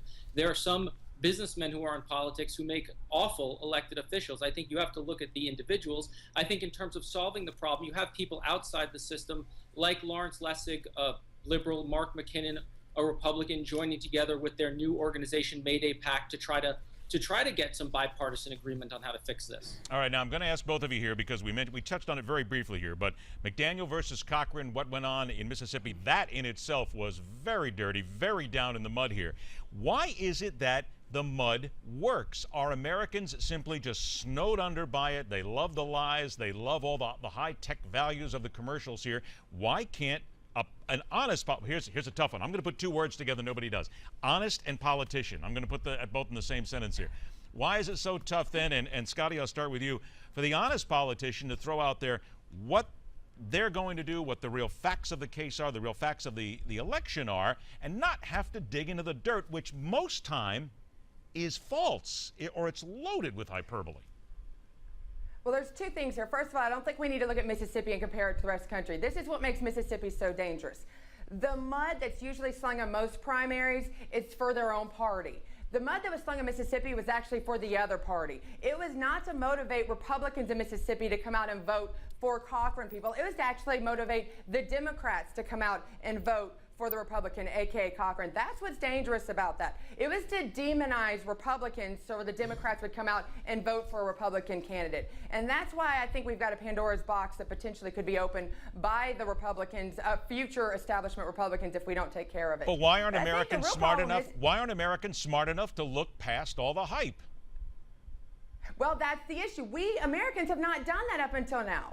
We have allowed these guys to get away with this. But I think Americans are waking up, and I think the Democrats are actually getting to see it as well. They're waking up on their sides of the lines with the immigration policy and what's going on the border right now. You are seeing, I think, urban areas waking up, going, wait a minute, we have all this extra money to pour into the borders. We have, billions of dollars to pour into taking care of this, but yet you've not taken care of the urban areas like you promised, President Obama. I think the Democrats are starting to see the false promises that have been happening that the Republicans have been screaming about for the past 6 years. All right, I got 45 seconds left. Up. I got it. I got 45 seconds left. Ari, I'm going to give you the last word on that about Americans listening to the hype in the mud. Look, I think negative ads have worked. Negative campaigning has worked for 200 years. I think it's gotten better and better and better. You've had masters of it, masters in the advertising world doing it. I think advertising works. That's a fact of life, and I think we have to move beyond it and we have to get to the root cause of the problem. Can we all agree that one of the root causes of the problem is for Americans to look at all of these elections and all of these campaigns and start to at least look at what the issues are instead of letting the advertisements tell them what they are in many ways? Can we agree on that, Ari?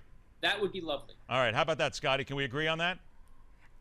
I think we should start at ground zero and let's start 100%. Everybody has to get reelected right now. Okay, but can we start on what I said, at least making sure that everybody in the voters 100%. check with it? 100%. I love that. At the last minute, right there, I got everybody on 100%, and that's just the perfect way to go ahead and end it right now.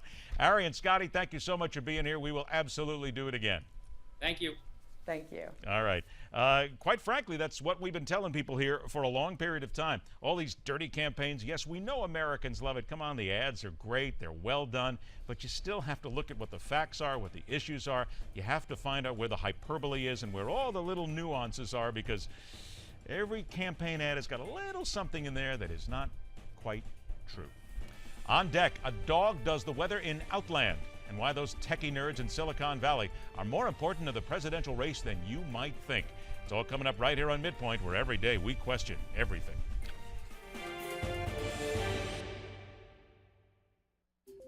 Pat Boone here with a word about bank safety. Do you think your money is safe in the bank? Don't bank on it. A generation ago, bank accounts felt secure and they paid interest. This encouraged the virtue of thrift and saving. But today, bank accounts pay virtually nothing, and they've shifted from low risk to high risk. For example, did you know your money deposited in most U.S. banks could be subject to limited withdrawal and even confiscation? Oh, yes. And that's just the first of 19 risks explained in a new white paper entitled Don't Bank on It. You still think your bank deposits are safe? You better get this vital new Don't Bank on It white paper now. Call the number on the screen or visit SwissAmerica.com, the gold standard. Learn how simple it is to become your own banker today.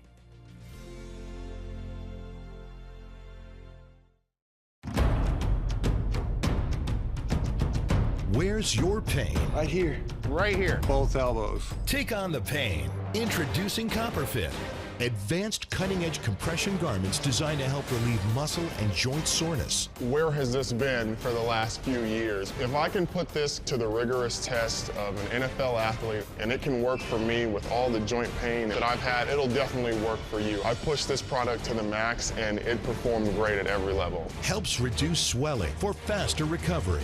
CopperFit has helped me a lot, and I've seen a huge difference. The pain I was having literally felt like someone was stabbing me in the knees. I have pretty much lost all hope. They said you need to quit. It's not going to get better. I refused. To me, I feel really good inside, and I've accomplished something, and CopperFit has helped me do that. The CopperFit high-performance compression fabric is blended with therapeutic copper, essential to your body. Two technologies combined to help provide support from muscle soreness and aid in recovery and performance, faster recovery, and guaranteed relief of muscle aches and pains. I definitely recommend it to anybody to give it a try that has pain. I noticed that a couple of days after, it didn't really hurt. And I was like, wait a minute, is this real?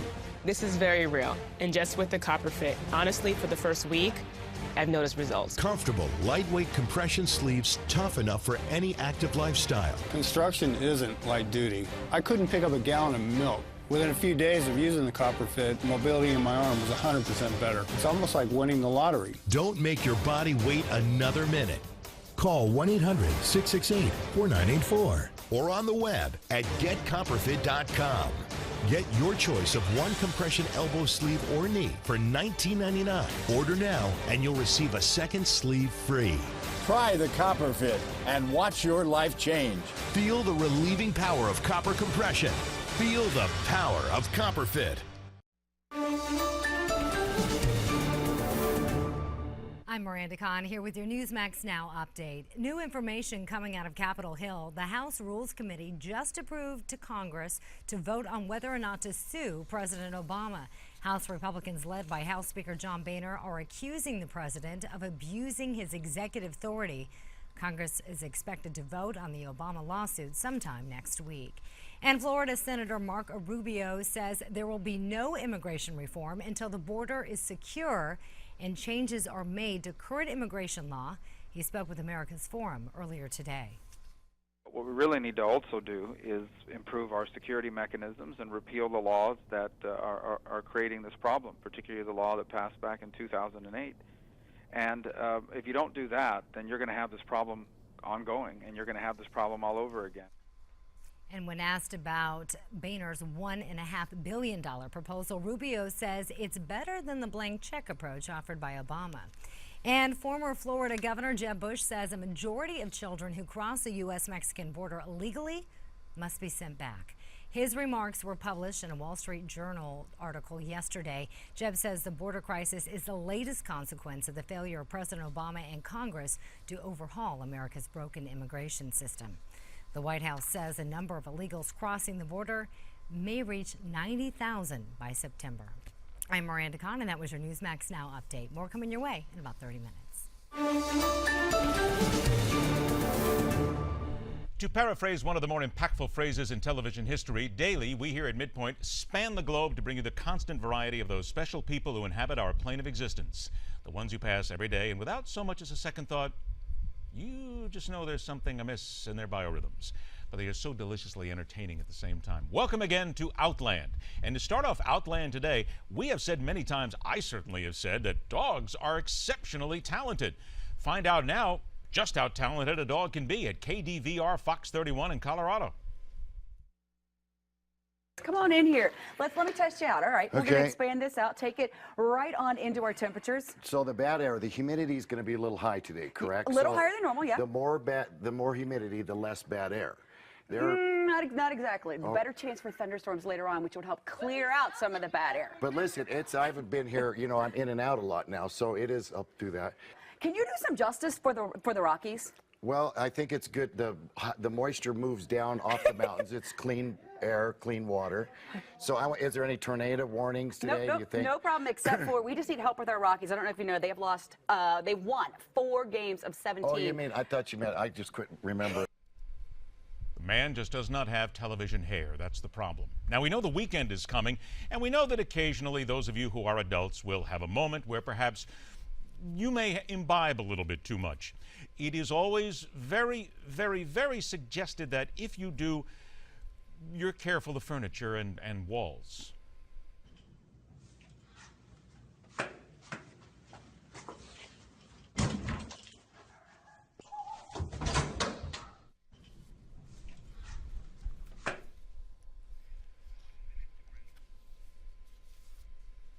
Yeah, the door will always win. And also, when it comes to winning, Kim Jong-un simply cannot get any respect whatsoever. Like this.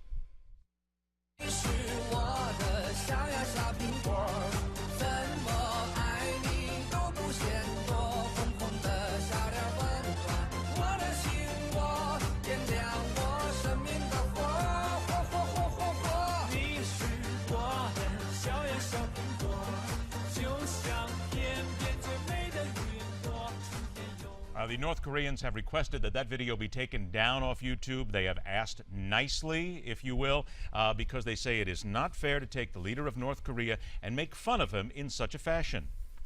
I don't know, I thought perhaps that might be the best thing that's ever happened to him. That man has some moves. We'll be back with more news moves in a moment. First of all, though, it's time for another Medical Minute with Dr. Chauncey Crandall.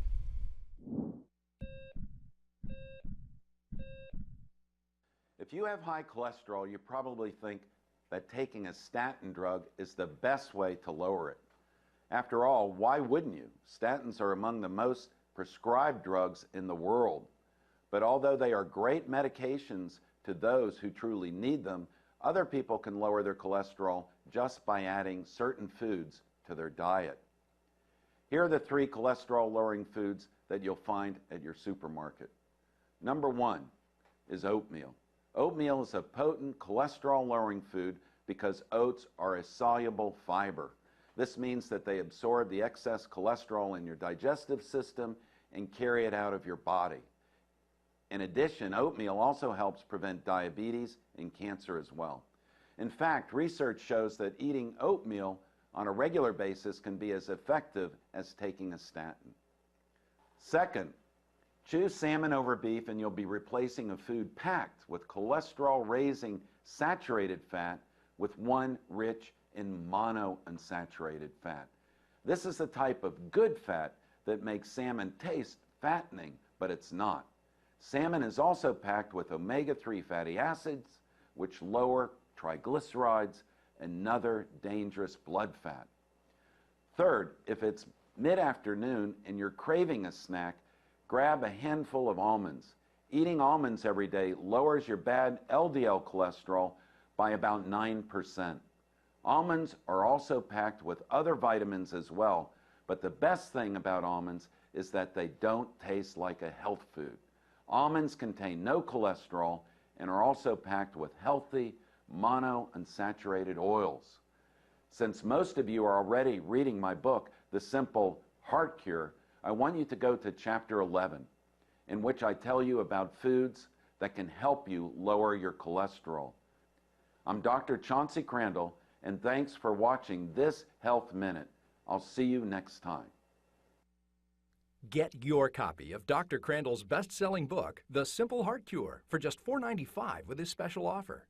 Go to www.simpleheartbook.com to get your copy today. That's simpleheartbook.com. Technology gives you security. Technology gives you control. And now, technology gives you home security and control in a new and revolutionary way. Introducing Plug and Protect from LiveWatch Security, an easy-to-use wireless security system customized just for your home, controlled from any smartphone, tablet, or computer, and monitored by professionals 24/7. Go to livewatch.com to get Plug and Protect interactive security delivered to your door. Arm or disarm your system from anywhere. Lock or unlock your doors. Turn your lights off or on. Even oversee your home with live video. With Plug and Protect, your security system is configured, tested, and then shipped directly to your home. No wires, no installers, just peel and place. Go to livewatch.com because with Plug and Protect, we customize your security to fit your home.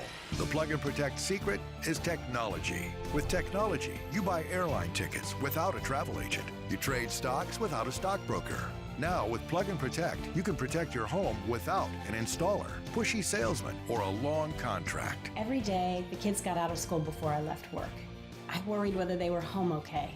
But then I found Plug and Protect from LiveWatch. And now I see when they open the front door, so I know they're home safe. LiveWatch helps me stay in touch and in control. Founded by a paramedic in Kansas, serving tens of thousands of homes in all 50 states, and trusted by policemen and firemen throughout the country, LiveWatch is the new choice for home security. No door-to-door salespeople, no messy installers, no long-term contracts, just Plug and Protect. Now you too can enjoy the home security and control you want for your family. Try Plug and Protect in your home for a full 90 days. Included is our hassle-free guarantee. Go to livewatch.com. Plug and Protect is not available in stores, so go to livewatch.com right now. That's livewatch.com. Hi, I'm Jean, and this is my one and only Henry. We just love scouring flea markets for special treasures. But with my type 2 diabetes, we now spend all the time at the pharmacy. With Medcare, I don't have to. They deliver everything I need right to my door with free shipping. Plus, Medcare takes private policies, Medicaid, even my Medicare. Sleep apnea machines, nebulizers. Medcare has all the finest medical supplies. The best part, Medcare saves us money. Medcare allows us the time to do the things we love. Medcare, we deliver a better life.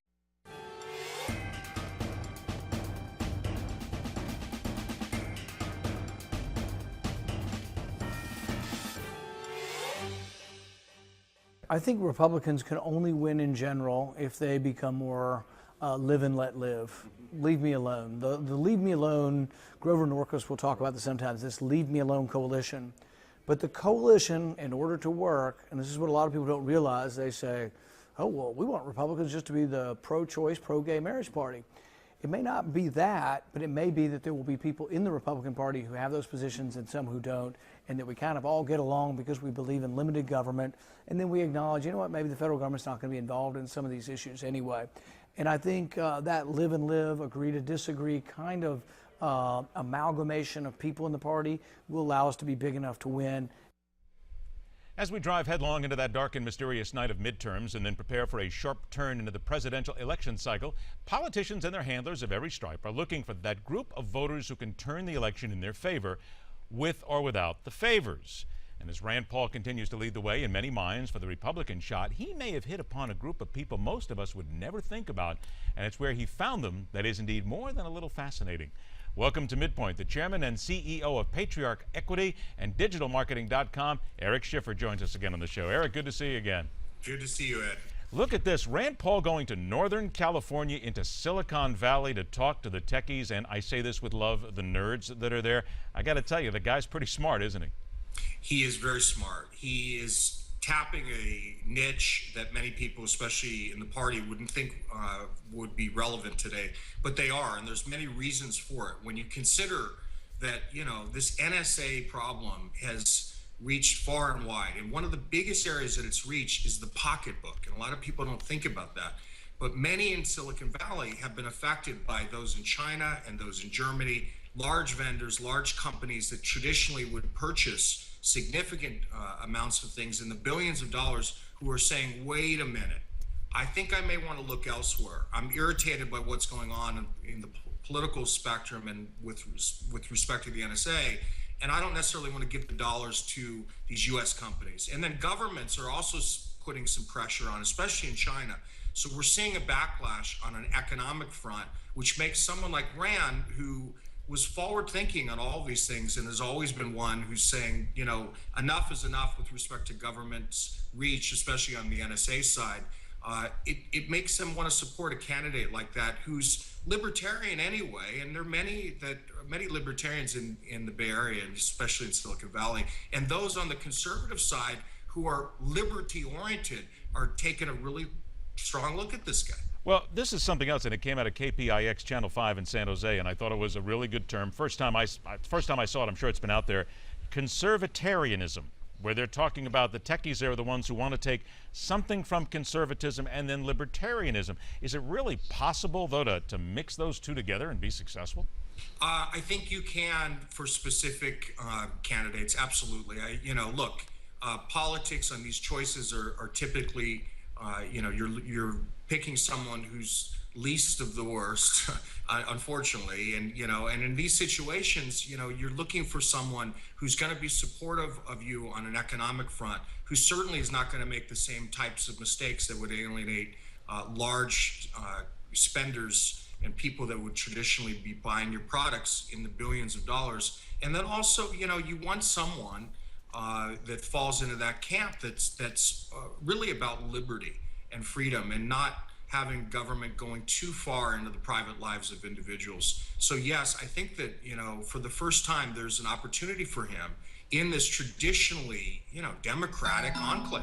Is it, and you mentioned least of the worst here, can we take that and maybe for the techies here and the whole Silicon Valley crowd and say it would be a mix of least of the worst, but also they'll look at a guy like Rand Paul because he's a little younger and he might actually get it when it comes to their generation and what they're trying to do and what the entire industry is doing globally?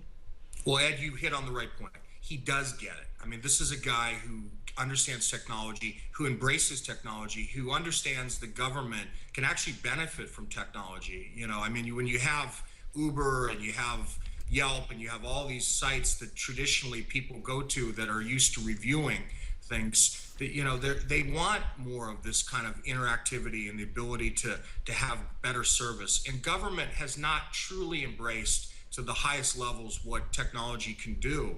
And so he sees an opportunity to be able to take the best minds of Silicon Valley. And also, there's an opportunity for him to tap some of those minds that previously were involved on the Obama campaign. I mean, one of the reasons that Obama did so well in those two elections was their ability to access big data and their ability to leverage the best of the best on the digital marketing side and internet marketing side and anything digital to be able to influence the constituents that were on the fence. And the Republicans want that. In fact, there was a recent conference that he spoke at on that, where that whole topic and focus was oriented around, which is how do we merge the best of the best minds on the technical side and bring it to the campaigns. Do we have to make sure that we don't miss out here on the dollar signs as well? Because let's face it, what's happening and what's happening from China and a lot of the NSA's incursion, it still has a point of customer confidence here. So we're still looking at the Googles, the Yahoos, the people like that who are still looking at ways to make millions and billions of dollars and make sure that they've got a guy in the White House who's protecting them on that as well. Keep the customer happy. Well, look, all politics are local, and certainly with Silicon Valley, this is about money. I mean, at the end of the day, largely, but I think there also is a balance to it. I think there are many people in Silicon Valley that also believe in social causes, but most importantly, many of them believe in liberty. And when you've got the government, which I think, no one disagrees with the fact that it's good to go after and watch terrorists. But when you have them going after ordinary Americans, as was reported, that's where it rubbed people the wrong way. And then when it affects the pocketbook, like you're saying, enough is enough. I got about 25 seconds here. We're talking about Silicon Valley here. Are there really enough people here? Are we talking about a large enough voting bloc here that it could turn an election in some way?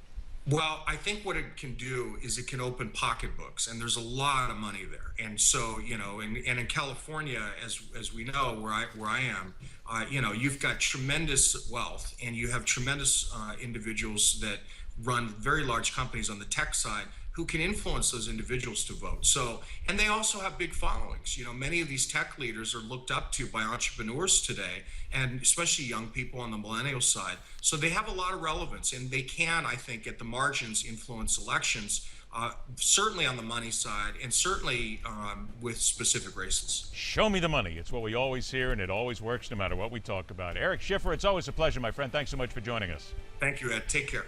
You do that as well. Conservatarianism. After the break, the discourse over prison executions takes another dark turn. It's the focus of News Call right here on MidPoint.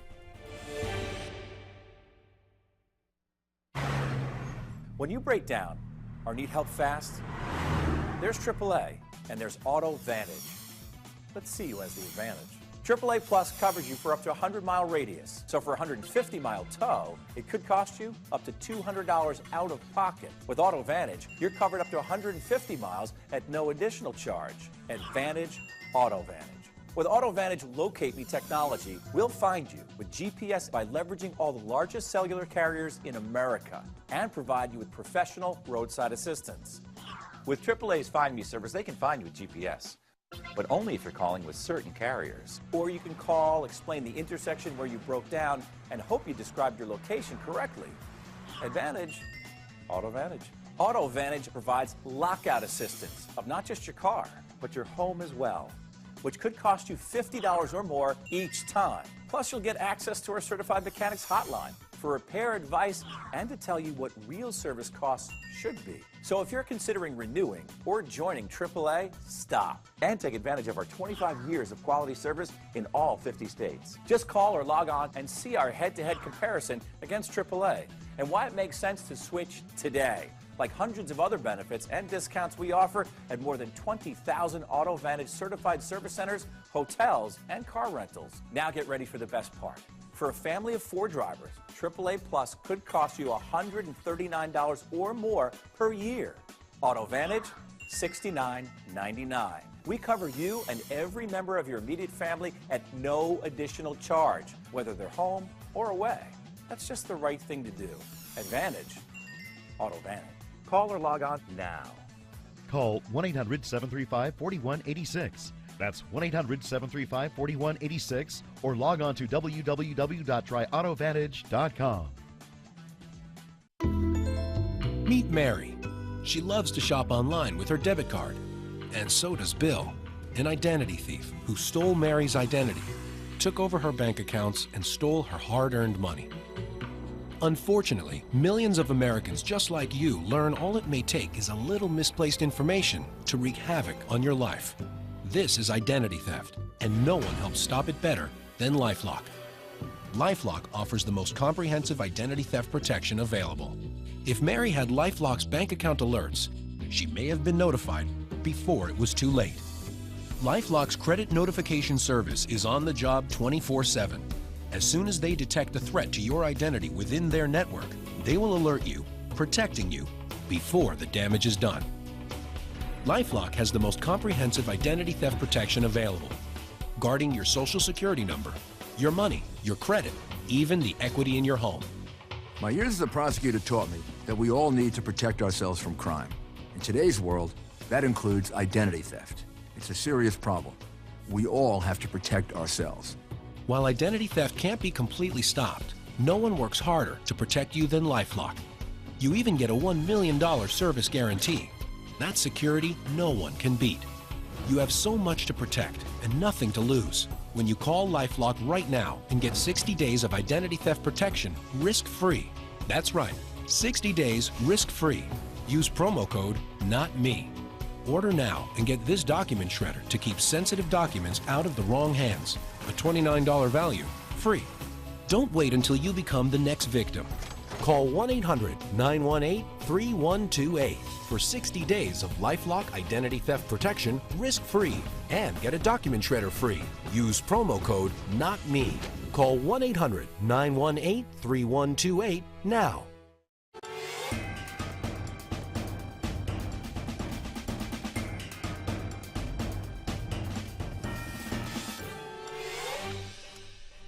It took nearly 2 hours for the state of Arizona to execute convicted killer Joseph Robert Wood III.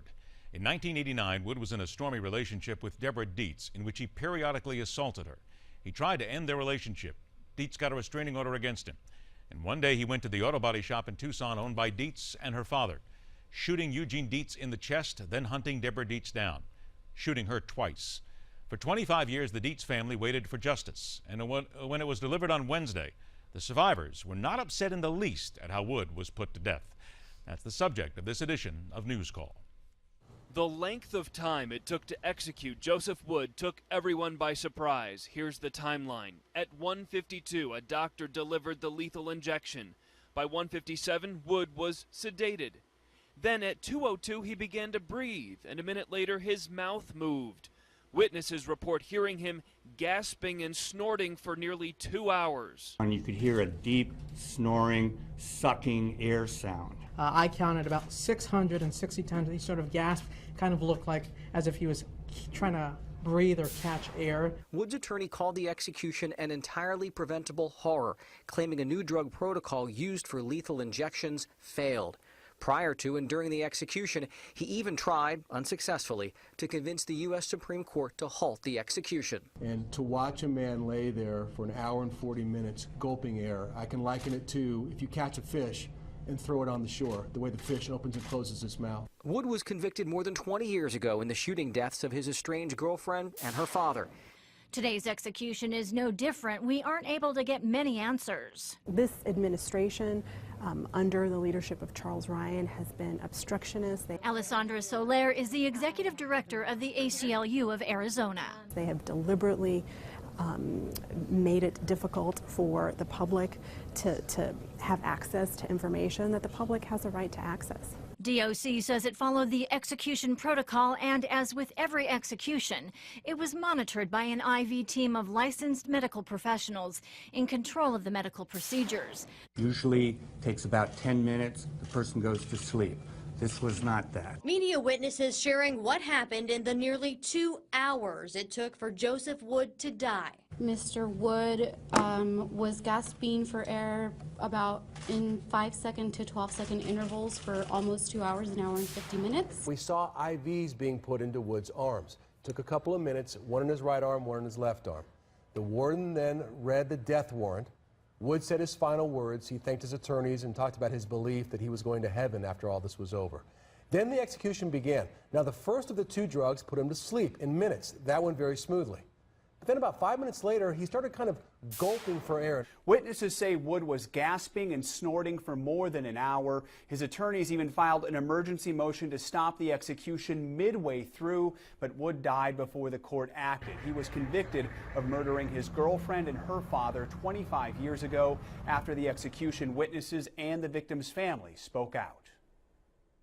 It was tough for everybody in that room. And at a certain point, you wondered if he was ever going to die. It's about the victims. It ain't about the guy that went to sleep and never woke up. Some say it was inhumane. His attorneys used the word botched. Family members of his victims, though, say justice was served.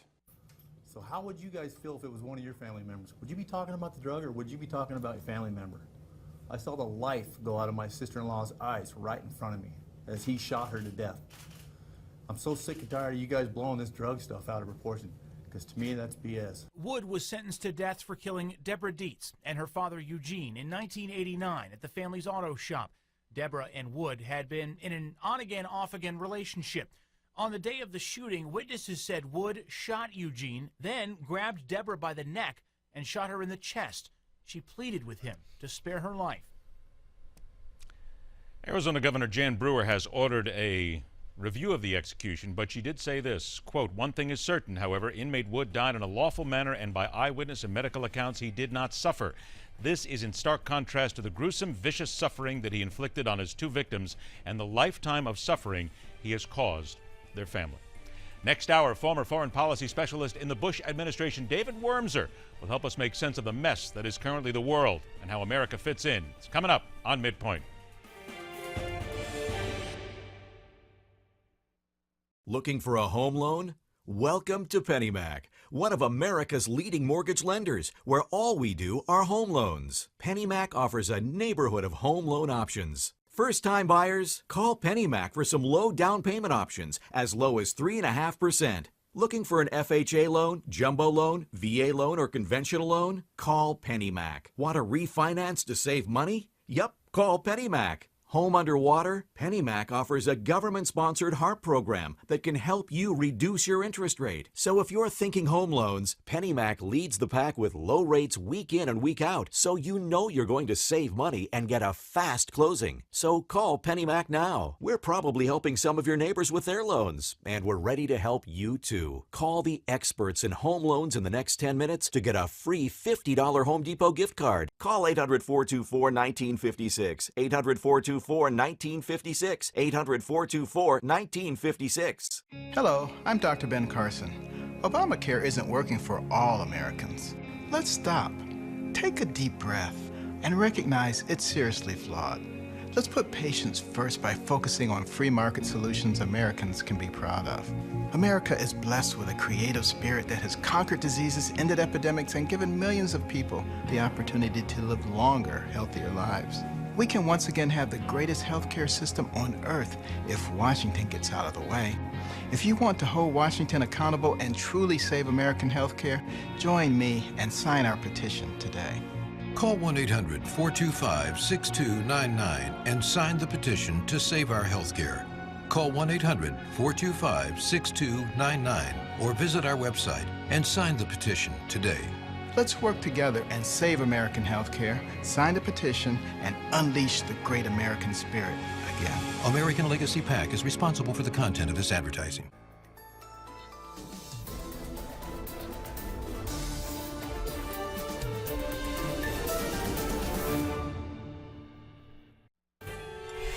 Foreign policy seems to be very foreign to many Americans and often gets lost in the daily shuffle. However, it may never be more crucial to understanding the American effort and role around the world than right now. Dr. David Wormser will be here to sort out the reality wheat from the political chaff. Remember how those Internal Revenue Service emails were lost in the ethereal mist forever? Yeah, about that. Another shot at those who say we have nothing to hide. And why is it women don't seem to donate as much to political campaigns as their male counterparts? You'll get the answers from the only broadcast news program that takes every side of the issue and fears no mere mortal. Because we question everything for Thursday, July 24th, 2014.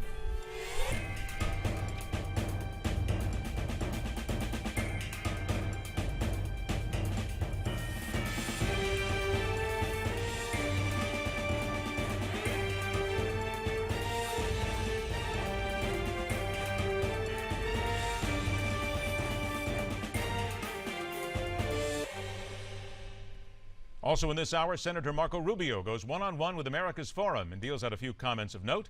We feature those and a lot more after John Bachman dishes this edition of Newsmax Now. Well, that's new information coming from Capitol Hill today. John Boehner's lawsuit against President Barack Obama is on the move. The House Rules Committee today has voted to approve Congress to advance the lawsuit to the full House. Of course, that lawsuit targets President Obama. House Speaker John Boehner has accused the president of abusing his executive authority, and Congress is expected to vote on the lawsuit sometime next week. And as the border crisis continues, Republicans are still trying to find a plan that the entire GOP conference can get behind, but some conservatives are slamming the House Speaker's newly announced $1.5 billion option. The Boehner plan is significantly lower than the president's $3.7 billion request, but many say there should be no additional spending of taxpayer money to house undocumented children at this time. In fact, some Republicans, including former Governor Jeb Bush, say the feds need to send most of the illegal kids back to Central America. Meantime, GOP Congressman John Fleming of Louisiana says the border crisis is, quote, a problem created by the DACA law. Of course, DACA stands for Deferred Action for Childhood Arrivals. It's one of the president's executive orders here, and it allows minors to stay in the U.S. if they were brought here by their illegal immigrant parents. Fleming says any solution to the immigration crisis must require the president to rescind his order on DACA. Co-founder of Tea Party Patriots, Jenny Beth Martin, also an influential voice on this, had this to say about the Boehner plan, quote, no border bailout, period. Again, Boehner's $1.5 billion proposal slashes the president's proposal in half, maybe more than that. The GOP's conservative wing has criticized both plans for being too expensive and too broad. Meantime, an airport official has confirmed the wreckage from Air Algiers flight that crashed in Mali is in fact the flight that crashed. The plane carrying 116 people disappeared from radar earlier today over northern Africa after severe weather struck that area. Nearly half of the passengers on board were French citizens. Officials say they lost contact with the aircraft about an hour after takeoff. That plane was missing for hours, though, before that news was ever made public. A lot of questions about why that was the case. More news ahead in 30 minutes. I'm John Bachman. Now here's Ed. Now here's Ed. Russia had to de-escalate the situation. I spoke to President Putin yesterday in the wake of additional sanctions that we had imposed. He said he wasn't happy with them, and I told him that we have been very clear from the outset that we want Russia to take the path that would result in peace in Ukraine, but so far at least Russia has failed to take that path. Instead, it has continued to violate Ukrainian sovereignty and to support violent separatists. Look back over every presidential administration you care to research, and one thing will always be the same. No matter how the leader of the free world handled a foreign policy issue, there will be critics who will use as their first line of attack, such and such would have done it better. The time has come to put what is currently happening around the world, the Obama administration reaction, and what history teaches us into perspective.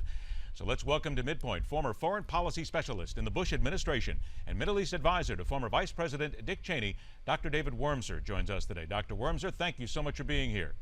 Thanks for having me. What many people will want to talk about first of all, and this is one of the criticisms, is that America is no longer a real superpower. It doesn't exist like it did in the 60s, 70s, and 80s. So there are those who would say that, wait a minute, a do-no-harm foreign policy is about as far as a president can go these days. Is that a fact, or is that simply just an underestimation?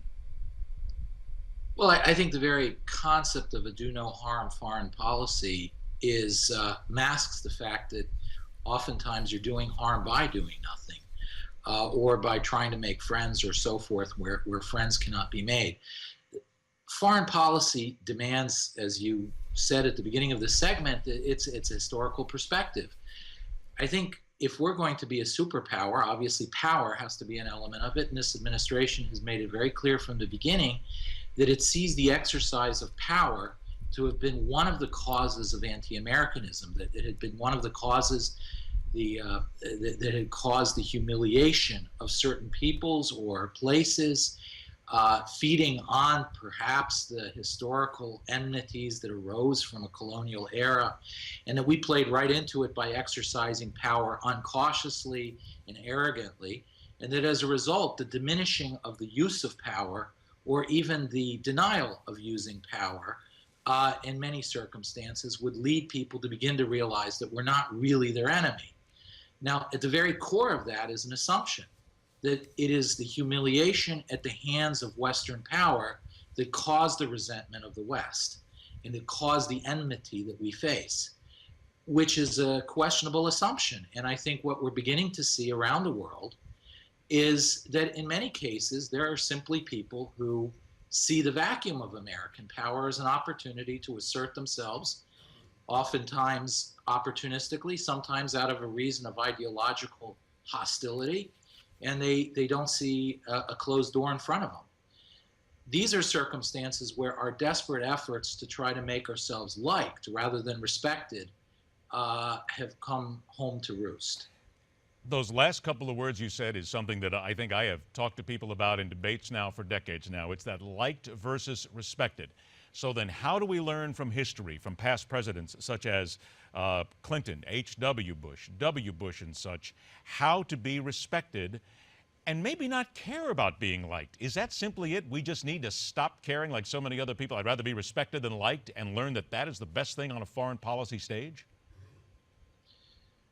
Well, there's a certain degree of fatigue in the United States with foreign policy and with interventions abroad. The only problem is that some of our enemies, well, you know, among them Kim Il-sung's gone, but the North Korean government, the Iranian regime, and so forth, they'll come after us if we just let down our guard.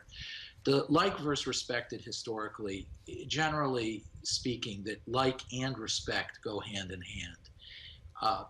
there were previous presidents who may have more emphasized being liked than respected, but understood the role of both. For example, even President Clinton, who many conservatives, including myself, have criticized in quite large amounts, even President Clinton understood at times that when the American national interest was fundamentally challenged, there are times when you can't worry about being liked and you have to demand respect from your friends and your enemies, and that you have to assert your power to affect a certain result. I give the examples of the attempt to kill President Bush by Saddam Hussein and President Clinton's response to that, as well as, of course, it's mired in a little bit of controversy, but the strikes in Sudan against bin Laden's forces by President Clinton. It was understood already then that there are times when, as an American government, you have to defend the American interest, and being liked by everybody isn't as important. That builds respect, and people then find ways to like you because you're respected. So that I think is a very critical sort of wisdom that almost all presidents until now have had. The problem with this administration is that they genuinely don't believe that there's a harmony between these sorts of uses of power and being liked. And they issue from that fundamental assumption that people dislike us because of something we have done to them, and that therefore being assertive and defending our interests aggressively will only deepen the problem, not help it. I think if you go to the president's speech in Cairo as well as his speech in Prague, both in the first year or so of his administration, it is infused with this idea. So I think at the end of the day, every president until now understood, like, and respected. It's a juxtaposition that shouldn't be made. Basically, we should seek both, but in the end, they actually work together often. This administration seems the first to not understand the connection between the two. This administration, then, and understanding that, it almost seems as if there is that velvet glove mentality that is here. I want to see and make sure that we still have Dr. Wormser connected here. Do we or not? Because I want to make sure. Technically, things happen. We lost him momentarily. We're going to come back to him in a minute. Now, the one thing that we do need to discuss, and this comes down to, he hit right on it then when it comes down to Barack Obama and the current administration. Like versus respect. There are those people who will tell you that are foreign policy experts that you need to be respected more than liked in any theater whatsoever, whether it be Kim Jong-un, whether it be the Iraqis, whether it be the Iranians, whether it be Saddam Hussein or anybody. You still need to be respected. That comes down to what used to be almost the velvet hammer, the velvet glove approach that so many politicians have had in the past. It still comes down to a discussion level with this president as to whether or not he understands it. Do his people understand it? And can you even get away at this stage of our existence with having that velvet glove of wanting to be liked? If you look at what has happened many times, certainly we have presidents over the years who have taken time, such as Bill Clinton, who often lent themselves out to other administrations and other governments and said, we still want to be the good Americans. We still want to be the people that are seen as being humanitarian at every single step along the way. George H.W. Bush, George W. Bush, father and son, same things. These were still men who believed that you still needed to show people that we as Americans, we have that ability to be humanitarians more than anything else, that is the first thing that we need to do. But if you look then at how things have happened now, certainly with current governments, it doesn't work. That's part of the biggest problem that we have in foreign policy. If you talk to the foreign policy experts, they will tell you that, and many of the people that we've had on this show will tell you that foreign governments simply do not respect the United States at this time. The reason why is because they see a president as soft. You're dealing many times, and again, we still have to fall back on what foreign policy experts would tell us, those who have been in the field for many, many years. These are the ones who would tell us that you simply have to still have that humanitarian side, still have the velvet glove. Dr. Wormser, I know you're back with us here. We apologize for the technical difficulties, but the couple of minutes we have, I want to focus on what is that velvet glove. Is it possible in today's world of foreign policy for an American president, knowing that you have people like those who lead North Korea, Iran, Iraq, Russia, for instance, with Putin? Can you have that velvet glove, or do you just have to come in with the hammer and be the hard-nosed guy every single second because it's the only thing that they will be able to respect? Well, I think that there always has to be at least the knowledge that we have the hammer and that we can use it when we need to. If you understand your interlocutor or your opponent, somebody like Putin, there may be areas where if we clearly make it very clear to him that there's a hammer back there, that he may want to deal with us on a practical basis, and then maybe we can deal a little bit more softly. You know, the thing with the Ukraine, I understand there are elements in Putin's foreign policy that emerge also from deeper Russian nationalistic and identity issues. But the first thing that has to be made clear is that we're a no-nonsense country, and that when we say something, we mean it. I think one of the most dangerous things you've been seeing lately is this inflation of language of response that is followed by absolutely nothing. How often have you heard State Department officials or secretaries of state or presidents even lately say, this is an unacceptable action, or we will not tolerate? And yet then we go about tolerating and not doing anything about it. The bottom line is that language can be used if people take very seriously the hammer you have on your side. And it would seem, very frankly, that there are many leaders around the world right now who simply don't believe that America has a hammer in the toolbox, no matter how we get down to it on any single issue whatsoever. Dr. Wormser, again, we apologize for the technical difficulties. Please come back again and let's do it again, because there's so much more that we can talk about. It's fascinating to have you on the program. Absolutely. Thank you. Thank you very much. We will have to come back and revisit this because it's not going to get any easier. On the docket next, why is it women don't donate as much money to political campaigns as their male counterparts? The differences and the similarities that drive those handed out dollars when we continue right here on MidPoint.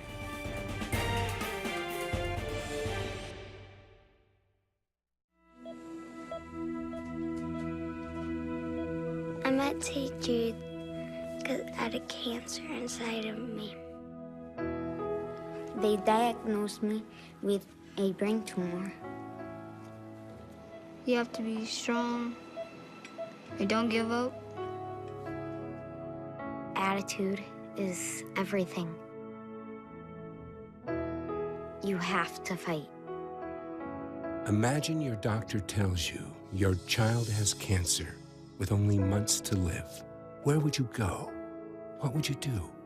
Who would you turn to? Fortunately, St. Jude Children's Research Hospital is fighting every day to save children's lives. And with a gift of just $19 a month, you can join the fight. This is my kid that they're giving back to me. I am so grateful. At St. Jude, no family ever receives a bill. In fact, no family pays St. Jude for anything.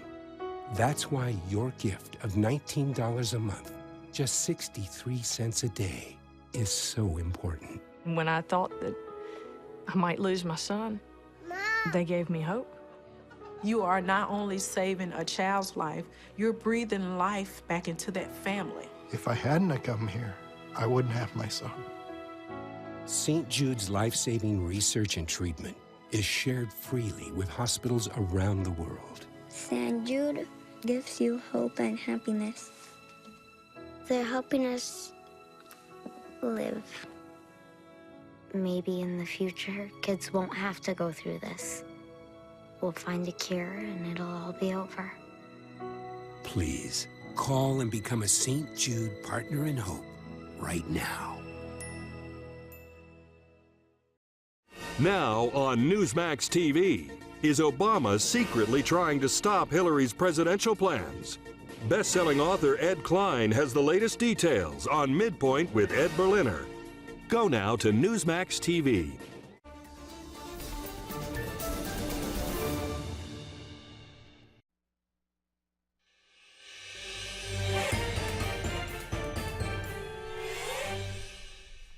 A lot goes into the election of a political candidate. Time, sweat, campaigning, money. Let me say that again for those who may have missed it. Money. And we live in a time where the amount of those dollars is getting greater every election cycle. But see, there's a catch. where the money is coming from and where it's not coming from. You see, it's a man's world here, and that deserves some real discussion here as to why that is. Welcome back to MidPoint. The Director of Health Policy at the Independent Women's Forum, Hadley Heath Manning, joins us once again. Hadley, thanks for being here. Thanks for having me. I was not really totally shocked when I saw this, but the disparity is what caught me, that there is so much more money that is being given to political campaigns by male donors than women, and there so many people are now trying to find a reason for this. We're getting into 30, 40, 50,000 different reasons. From your perspective now, why is that?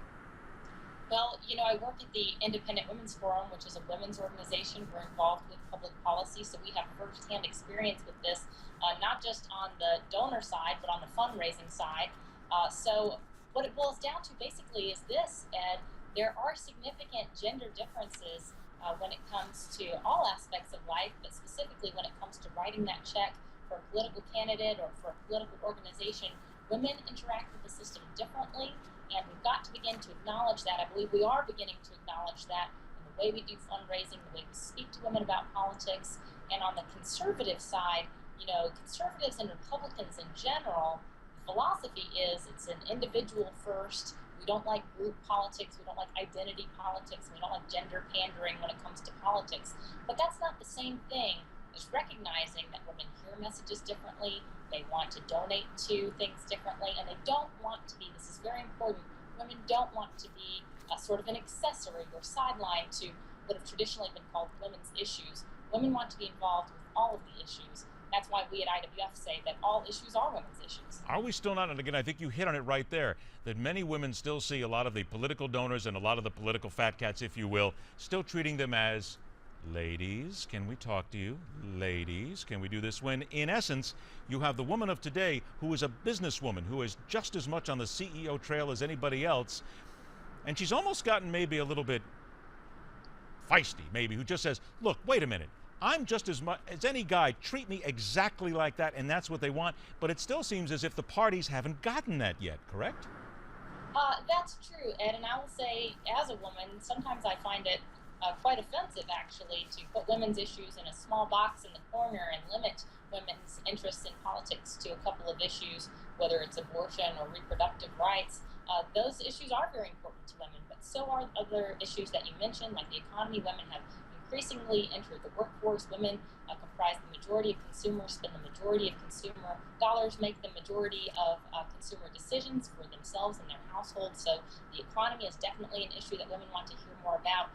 And when it comes to participating, you know, in the political sphere, there are many women's organizations on the right and on the left, but it's worth recognizing that traditionally the left has been ahead on this. They have a Goliath, it seems, when it comes to political fundraising for those women's groups. Emily's List, the National Organization for Women. I could go on and name dozens of groups on the left that advocate for women in politics and for those issues that I described as women's issues. But the right is catching up, and I believe we've got something right in our recipe when we want to talk to women about all of the issues. We want to invite them into the broader conversation about politics, but that doesn't mean that we speak to women as if they were men.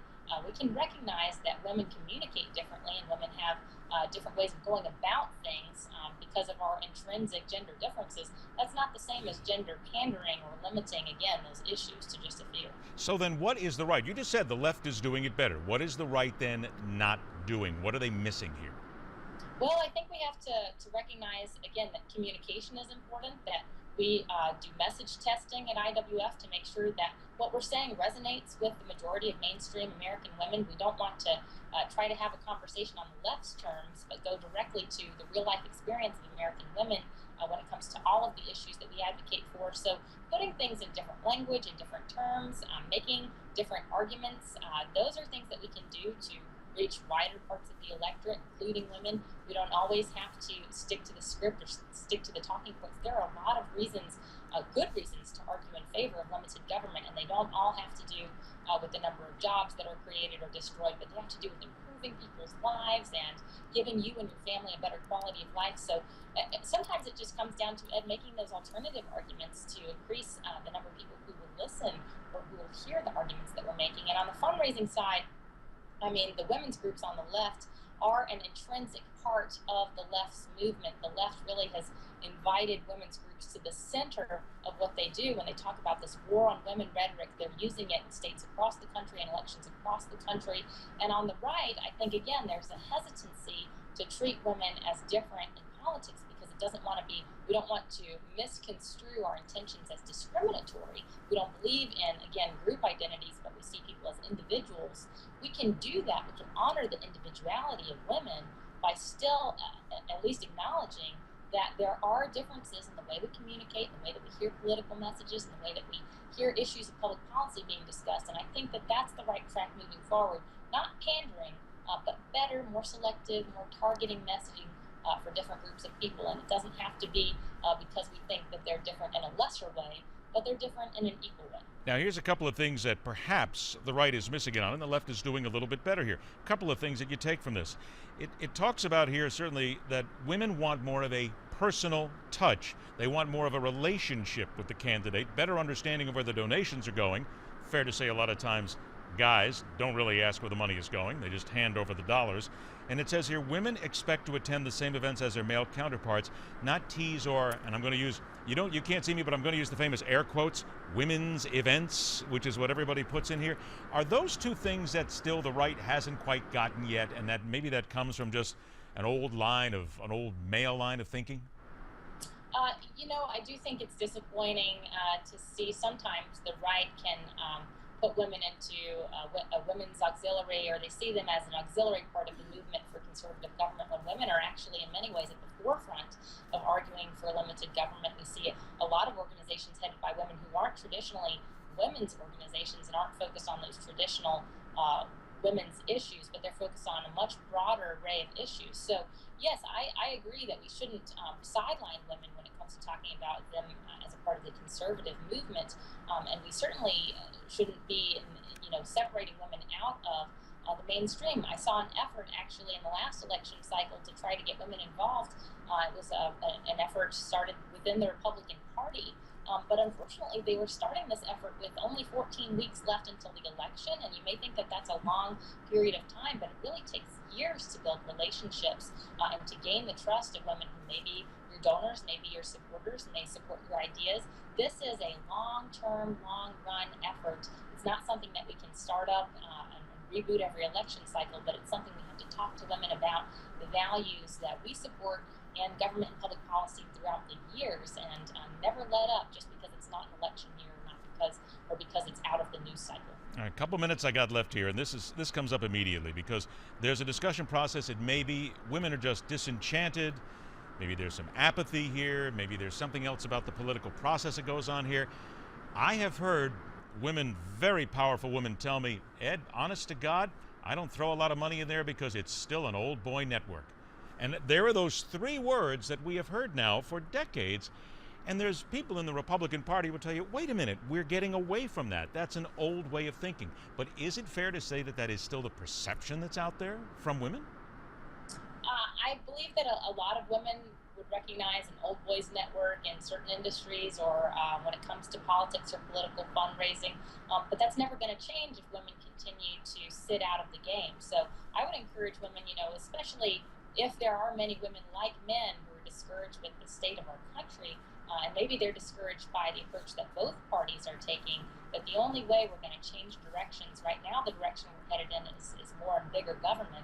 If we're ever going to change directions, then it takes all of our support, not just financial resources, but in the time and the volunteerism that we do in our communities and the way that we support candidates at the very basic volunteer and grassroots level. Women can get involved, and women are involved.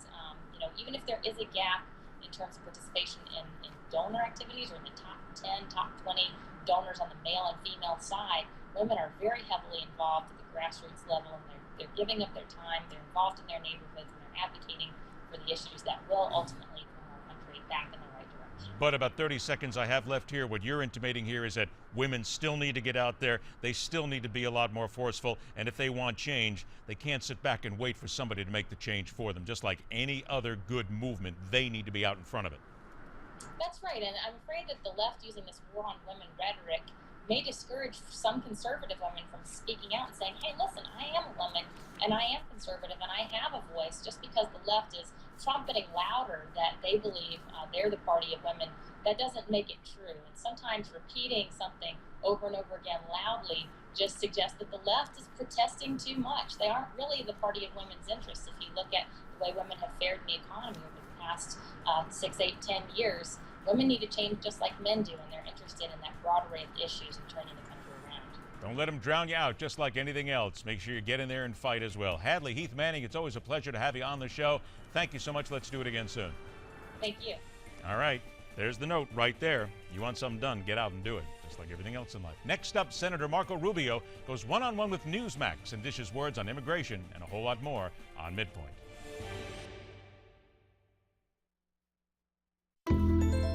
Meet Mary. She loves to shop online with her debit card. And so does Bill, an identity thief who stole Mary's identity, took over her bank accounts, and stole her hard-earned money. Unfortunately, millions of Americans just like you learn all it may take is a little misplaced information to wreak havoc on your life. This is identity theft, and no one helps stop it better than LifeLock. LifeLock offers the most comprehensive identity theft protection available. If Mary had LifeLock's bank account alerts, she may have been notified before it was too late.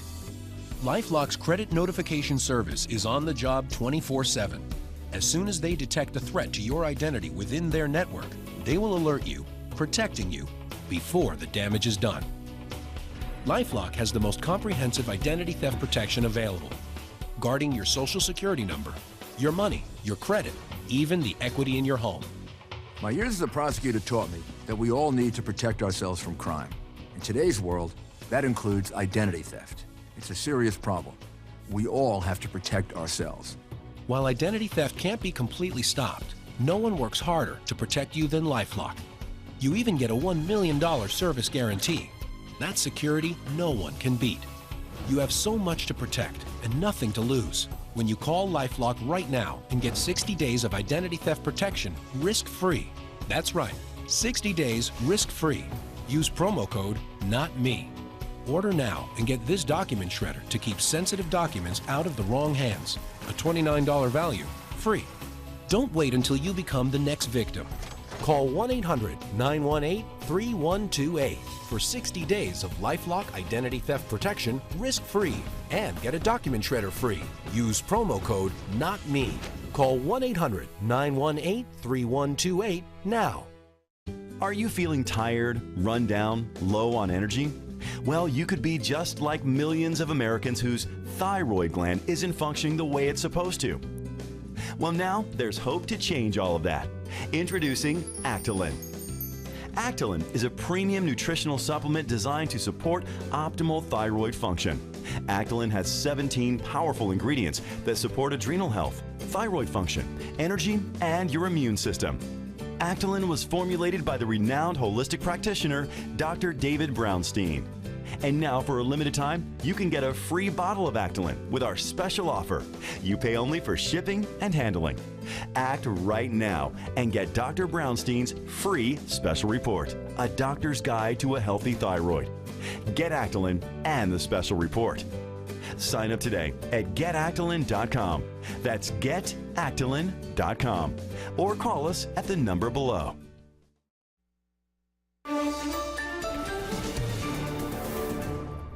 I'm Miranda Kahn here again with another Newsmax Now update.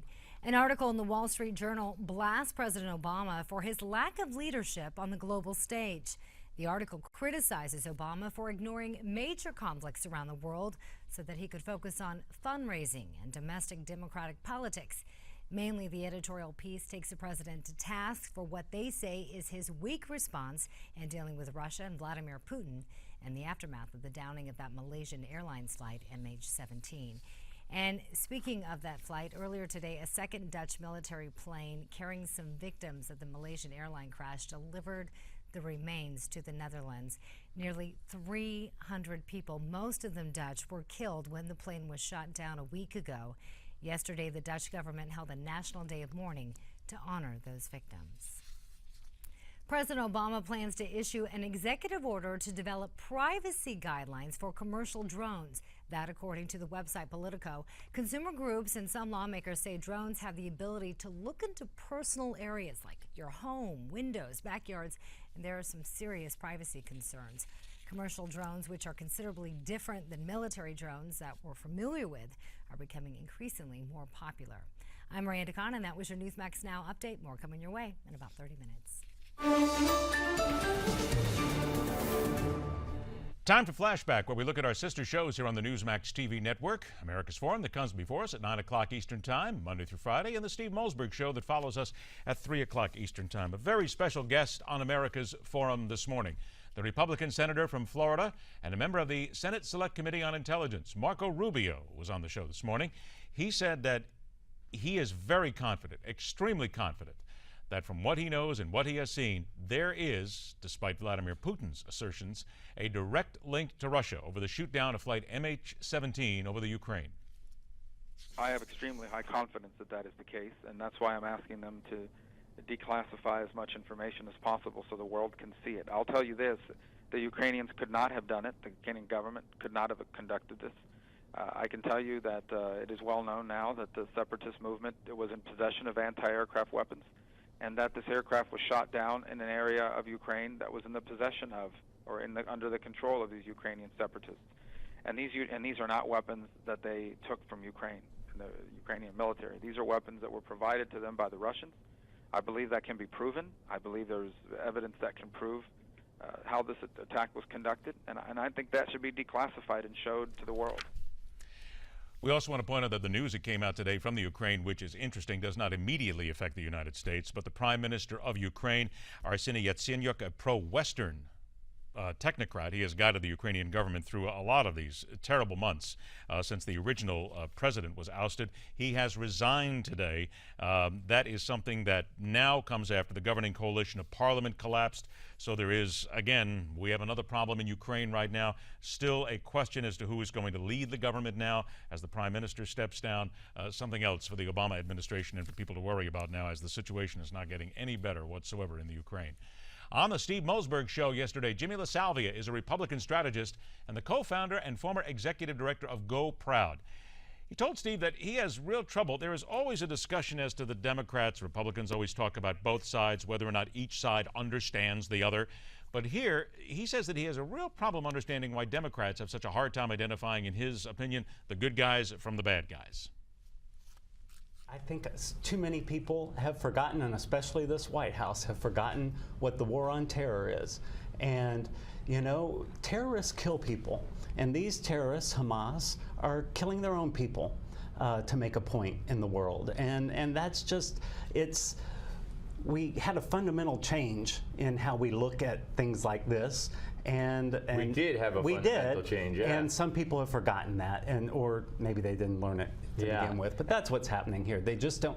It actually baffles me when I see this White House and Democrats in general. They have an inability to figure out who the good guy is and who the bad guy is. Well, there was more bad news today from Gaza City because there was a strike on a United Nations shelter in northern Gaza that has killed and injured multiple people. That's according to the United Nations. The coordinates of the school, which was serving as a shelter for families in Gaza, according to the spokesman for the United Nations, had been given to the Israeli military so that hopefully they would avoid it. It is unclear now who was behind the strike. The Israeli military said it was reviewing the incident, and they have told news organizations that a rocket fired from Gaza could have been responsible. So it is a strike on a United Nations shelter. There is still no word as to the exact number of people that have been killed. There were families there, women and children as well. So again, there is still a question as to where the missile came from, but it's another tragic situation in the Gaza Strip where things are just getting worse on a moment-by-moment basis. We will continue to follow that story. We will continue to follow what's happening at MH17 as well every day here on the Newsmax TV network and on all our shows. Right now, let's take time out for another American Moment.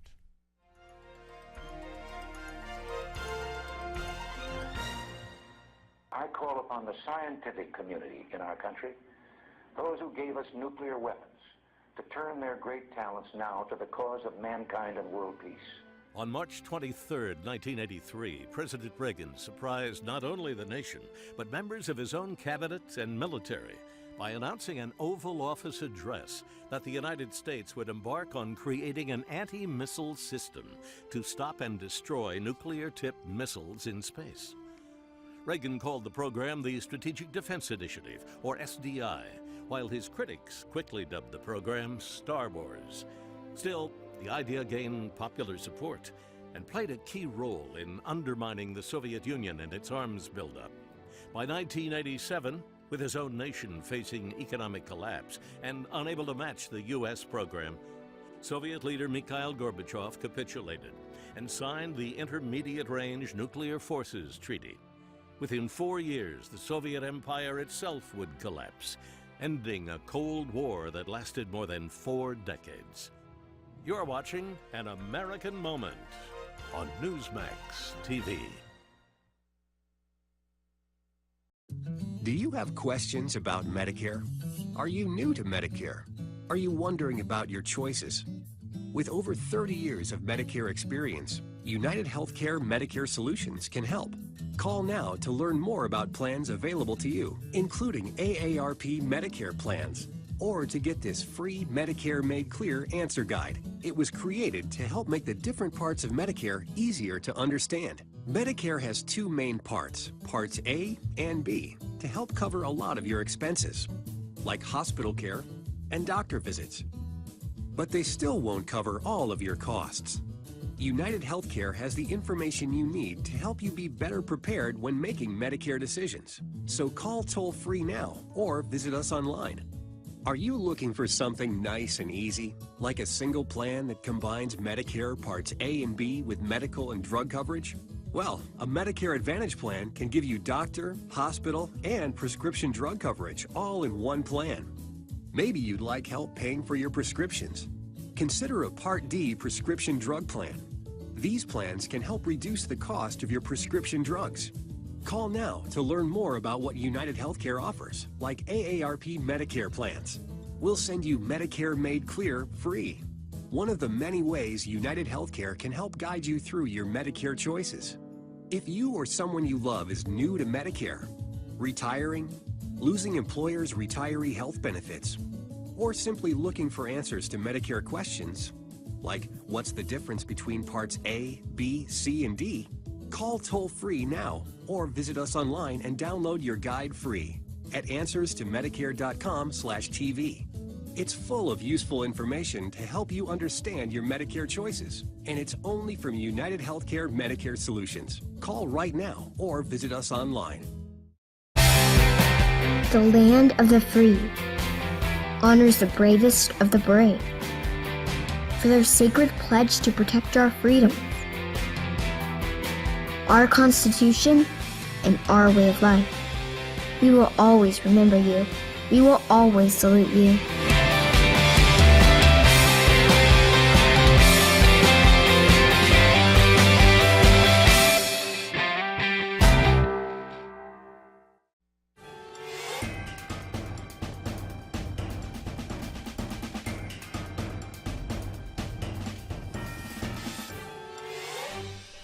The IRS has identified 83 custodians of documents and information. The IRS has identified these people associated with this targeting of conservative groups, and now almost a fourth of them may have had hard drive crashes. Unbelievable. From the very first second the scandal hit, Republicans and critics of the Internal Revenue Service have claimed there's more than a few suspect things to uncover over the IRS and some lost emails. Things may about to get more than a kilobyte interesting as, surprise, backup computer tapes have surfaced and the whole disaster is erupting yet again. All right, put on your techie investigative gloves. We're going to go in on this one. Welcome to MidPoint computer security expert, computer forensic investigator, and a certified ethical hacker. Trust me, I'm going to ask him about that in a moment, too. Vinny Troya joins us on MidPoint today. Vinny, thanks for being with us.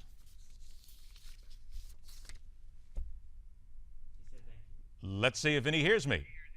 Vinny, you hear me? Because I can't hear you. Let's just see if we can check that out. Nope. Okay. He hears me though. Well, but we can't hear him back. So I'll tell you what, guys, let's go ahead and check that, and let's make sure that we have him. I can't hear him. That's the problem. I could ask the questions, but then again, he's a lot more interesting than I am when it comes to this. So I have to make sure that he can answer them. All right, let's try it again. Vinny, you there? Yep, I got you. Can you hear me? There we go. All right. All See, right. there it is. It figures. We have the techie guy on, and we can't all of a sudden get the audio in here. I don't know what's going on. But then again, that must be the ethical hacker part here. All right, let's start right out here. The IRS, computer tapes, hard drives missing, scratched hard drives. You're a guy that knows techie here. How much have you been laughing the last couple of weeks?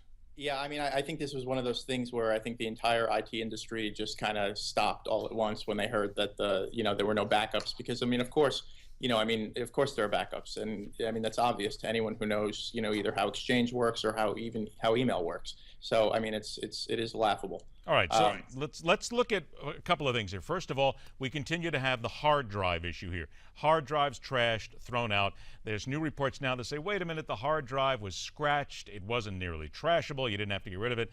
I'm not a computer expert. I just play one on TV, and I have thrown more than a few hard drives across the room occasionally over the years here.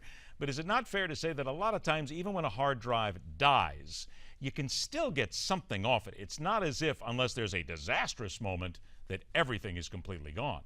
Oh yeah, I mean there have actually been landmark cases, done in the 90s, where people have taken shears and literally cut disks or drives into like 20-something pieces, and the drives have been reassembled literally using Scotch tape, and the data has still been able to have been pulled off of it. So I mean, something as minor as a scratch is honestly insignificant. So it's not even worth talking about. And another thing worth mentioning, at one of the DEF CON hacker conferences a few years back, they actually showed what it would take to fully wipe data from a drive. They had to remove the plates and heat the drive to a crazy temperature and literally melt it before the disks were permanently erased. So I mean, short of anything like that happening, that data is still there. What you're talking about then, short of anything like that, is if you take the drive out, you put it on a table somewhere, you take a hammer to it, and you whack it a few dozen times. Maybe that's about the only way that it becomes completely unusable? To be completely frank, I mean, I've seen disks reassembled after they've been smashed, so I wouldn't even say that's a way to get rid of the data. I mean, they literally melted the disks in order to make sure that the data was off of it, to show that that was the only way to get rid of it. When you hear things like Commissioner John Koskinen at congressional hearings saying that we're no longer looking into this, or we've gone as far as we can, again, moment of humor? Yeah, I mean, but keeping in mind too, I mean, it is the IRS, and granted, they don't necessarily have their stuff together, and maybe they've gone into it, to give them the benefit of the doubt. I mean, maybe they've gone into it as far as they can, but that's not to say that someone like me, for example, couldn't actually go in and find the data. They may just not have the right resources to know how to do that. What about backup tapes? Now, again, we hear these, and the news comes out with backup tape, which makes people think that there's actual physical tape being used here. Is that really the case? No, that absolutely is the case. I mean, they have federal requirements to have both, I guess, hot, live, and off-site backups of all their data. Now, I've been looking into the federal audits that they publish on their on TIGTA, the Attorney General's office website, and all of their scans going back to, all of their audits going back to 2010 have all shown clean results when it comes to their tape backups. So the data is being backed up literally to tape and being sent to an off-site facility somewhere and stored in a vault. So those tapes are there somewhere. Now, for the IRS to say that they only keep those tapes for 6 months is complete nonsense, because their own retention requirements are way more than that. They're closer to 5 years.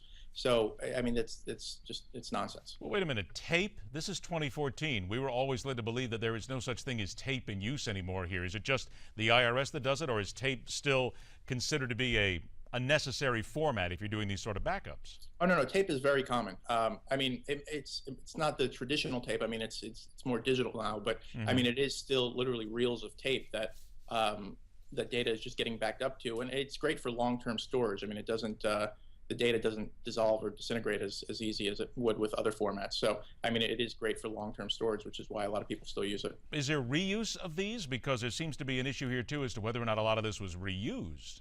Well, and that's what I think is kind of going on now. So with the IRS suddenly saying that they've found the tapes, I suspect that means that they knew what tape the backups were on, but they've been overwritten so many times that the data you won't be able to extract anything from it anyway. I'll play devil's advocate here for a moment. The IRS, we already know that this is an organization that really sometimes doesn't know where either end of its body is. And I'm going to keep that clean for a family audience here.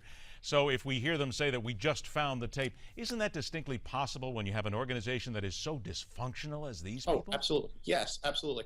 I mean, one of the really alarming things about the IRS, I mean, if anyone goes and looks at their public audits, you know, from 2013, I mean, they really don't have their stuff together, and that's all on public record. And for for an organization like the IRS to not be able to secure its most critical information, like its, you know, customers' social security numbers and you know, everything else about them, I mean, it really kind of it makes you take a step back and say, okay, somebody really needs to interject here. And so for them to say that we lost the tapes is completely plausible, because I don't think they have any clue what's going on over there. All right, I got about 30 seconds left, and I have to ask, what is a certified ethical hacker?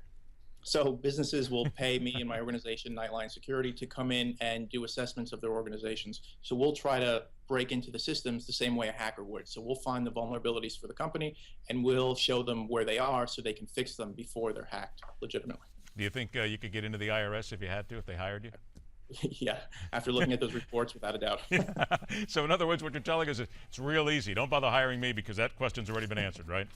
Right, exactly. Exactly. Hey, Vinny, thanks a lot for joining us. We do appreciate it. We have these questions again, or hacking questions again. Trust me, we're coming to you, and I'm going to go ahead and lock out my stuff right now just in case. You got me a little concerned. I appreciate it. Thank you. All right, Vinny, thanks so much.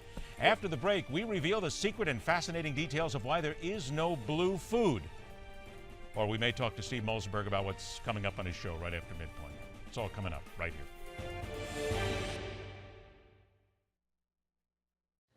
I'll never forget that moment. The moment I realized I was overweight and I needed help. I remember thinking, I don't want to be this anymore. I was 50 pounds overweight. 50. I needed to do something about it, but what? I called Nutrisystem, the best option for me. Now you could lose weight even faster with a Fast 5 kit from Nutrisystem. Lose 5 pounds your first week or your money back, guaranteed.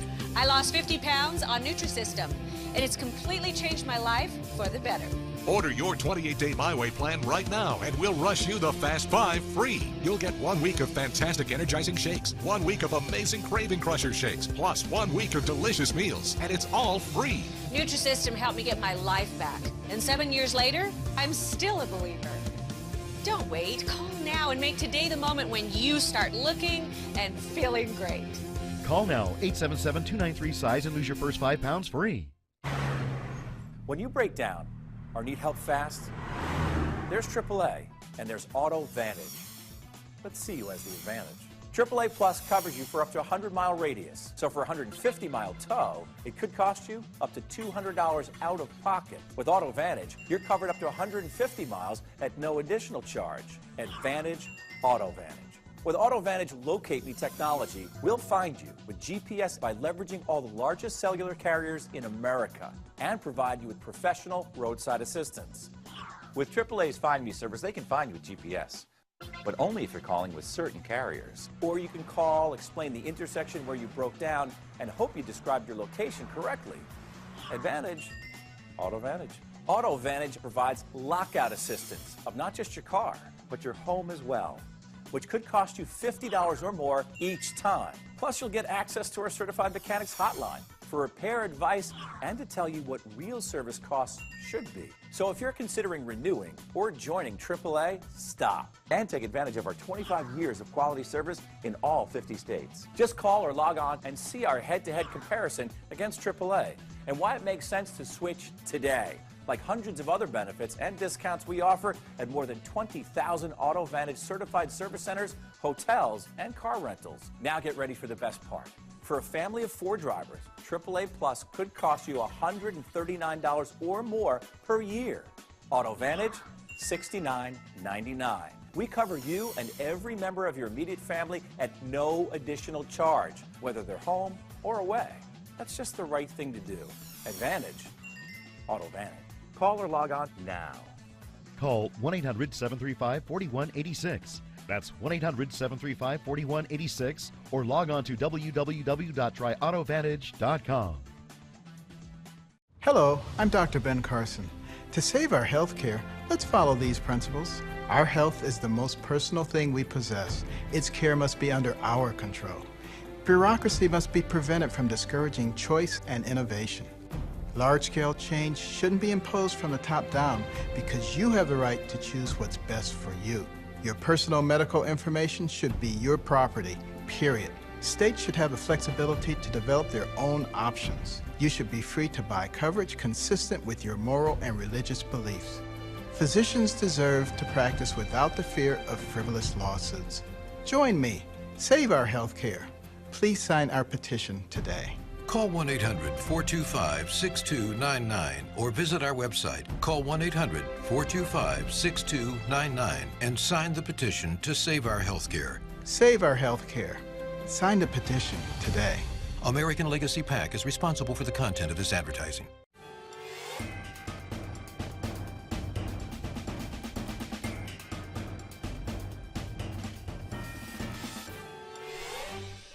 Time to answer all those questions we left you with just before the break. I know I've got you hanging right now. Let us welcome in from our New York City studios, Steve Malzberg, where he's getting ready for the Steve Malzberg Show that follows us every Monday through Friday right here on the Newsmax TV network. Steve, as I promised everybody in the audience, along the United States line, internet, Dish, DirecTV, everywhere around the globe, we would be discussing the fact that there is no blue food. There is no blue food? There's no blue food, but there's no blue food. Think about that. I don't know what blue. Oh, you mean there's no blue food? Blueberries. No, blueberries are purple. Wait, I don't know. To an extent. You ever get an ice crush that's blue, like a? Right. Well, wait a minute. One of the ices in the streets, which is artificially flavored, and that's artificial color, so it's not really blue food. It's actually made up blue food. All right. There's no rhyme for oranges either. Okay. You see, these are the things that America and the world needs to know. The others won't talk about it. Why? Because they fear it. We fear nothing. That's right. We've been here before, so I will have to challenge anybody to come up with blue food. That's all. Real, honest or a blue rhyme food. for oranges besides porringers, which isn't a word. Oranges? No rhyme for oranges. Okay, no rhyme. Well, if somebody can come up for one it. and they can do blue, they can send it off to social media here. We'll get it. It'll be on our show first, and we'll do a whole segment on blue food. Hey, wait a minute, wait. What about blue cheese? Somebody is in your no, blue cheese is not blue. Go ahead and look at it. It's not really blue. And wait a minute, and blue tortilla chips are not really blue either. That's artificially made blue. So it's not real blue food. Right. Okay. Just thought I'd, I want to get you there. I leave you with that. Now I know that immediately that will have you hanging all day. Just like everybody is hanging at the IRS right now. I wanted to point this out to you. We just had a tech expert on, and we were talking about the fact that backup tapes. He says, wait a minute, they keep those tapes for 5 years. And he said, even if you took a hammer to a hard drive and beat it up, he said, I'm still the guy that can go in here, and any good forensic investigator can go in there, and they can get stuff off the hard drive. He really said that it's nothing more than grand comedy as the IRS continues on this "we don't know and we don't have it" tour. Well, we're going to have Doug Collins on, who questioned the IRS commissioner yesterday, or as I call him, Mr. Arrogance, and we'll see what he has to say. Of course, it's unfathomable that you can't retrieve those emails, and now, of course, they said yesterday that they may be retrievable. Now, this whole thing is a joke. Sick joke. Well, it is a sick joke, but you realize, of course, what they're doing here. It's just a matter of let's take time. Let's let everybody look at it. Let's let everybody talk about it, and it will eventually go away. You and I have been around long enough. We see this. They just want it to go away sooner or later. Yeah, well, there's supposed to be a Justice Department that fairly investigates things, and unfortunately, we don't have one of those. What we do have, though, are flights going back to Ben Gurion Airport, which, again, I think you and I are in agreement on this. That should not have happened in the first place. It was a knee-jerk there, whoever made the decision. But it's certainly good to see that they didn't give Hamas a long-term victory here, as some people are claiming. Yeah, and why did they do it? And we're going to have Isaac Yefet, the former director of security for El Al, to kick off the show and get his opinion on why he thinks it was done and how safe Ben Gurion actually is. Be fair, though. If you had to fly overseas, is there any other airline you would rather take than El Al at this point? I mean, but not only right now, but just about any time, because it's always been a very safe airline because they're ahead of the game when it comes to a lot of the terrorist desires here. Right. I mean, not only do they have defense mechanisms on the plane, but they sit and talk to every single passenger. and get it, do their own psychological profile on every single passenger. And thank God they've never had an incident, And never. Unfortunately, they do not have blue food that they serve on that airliner either. So we'll make sure to divide and point that out. All right, hey, Steve. there's JetBlue. There's JetBlue, Blueberry. Come on. Blue cheese. About it. There's lots of blue food. Think about it. There is no naturally blue food. You get back to me tomorrow on this. We'll go ahead and take care of it. And there ain't no rhyme for oranges. And Okay. Ain't no rhyme for oranges. All right, you're on there. Steve, have a good show, buddy. Thanks a lot for joining us. Thank you, Ed. Steve Malzberg Show comes up right after us, and don't forget America's Forum right before us. Rock on, true believers. Thank you so much for joining us. There you see the schedule. We'll be back here tomorrow. It's the Friday version of the show that questions everything. Why? Because we enjoy it, as do you as well. Stay tuned right here on the Newsmax TV network.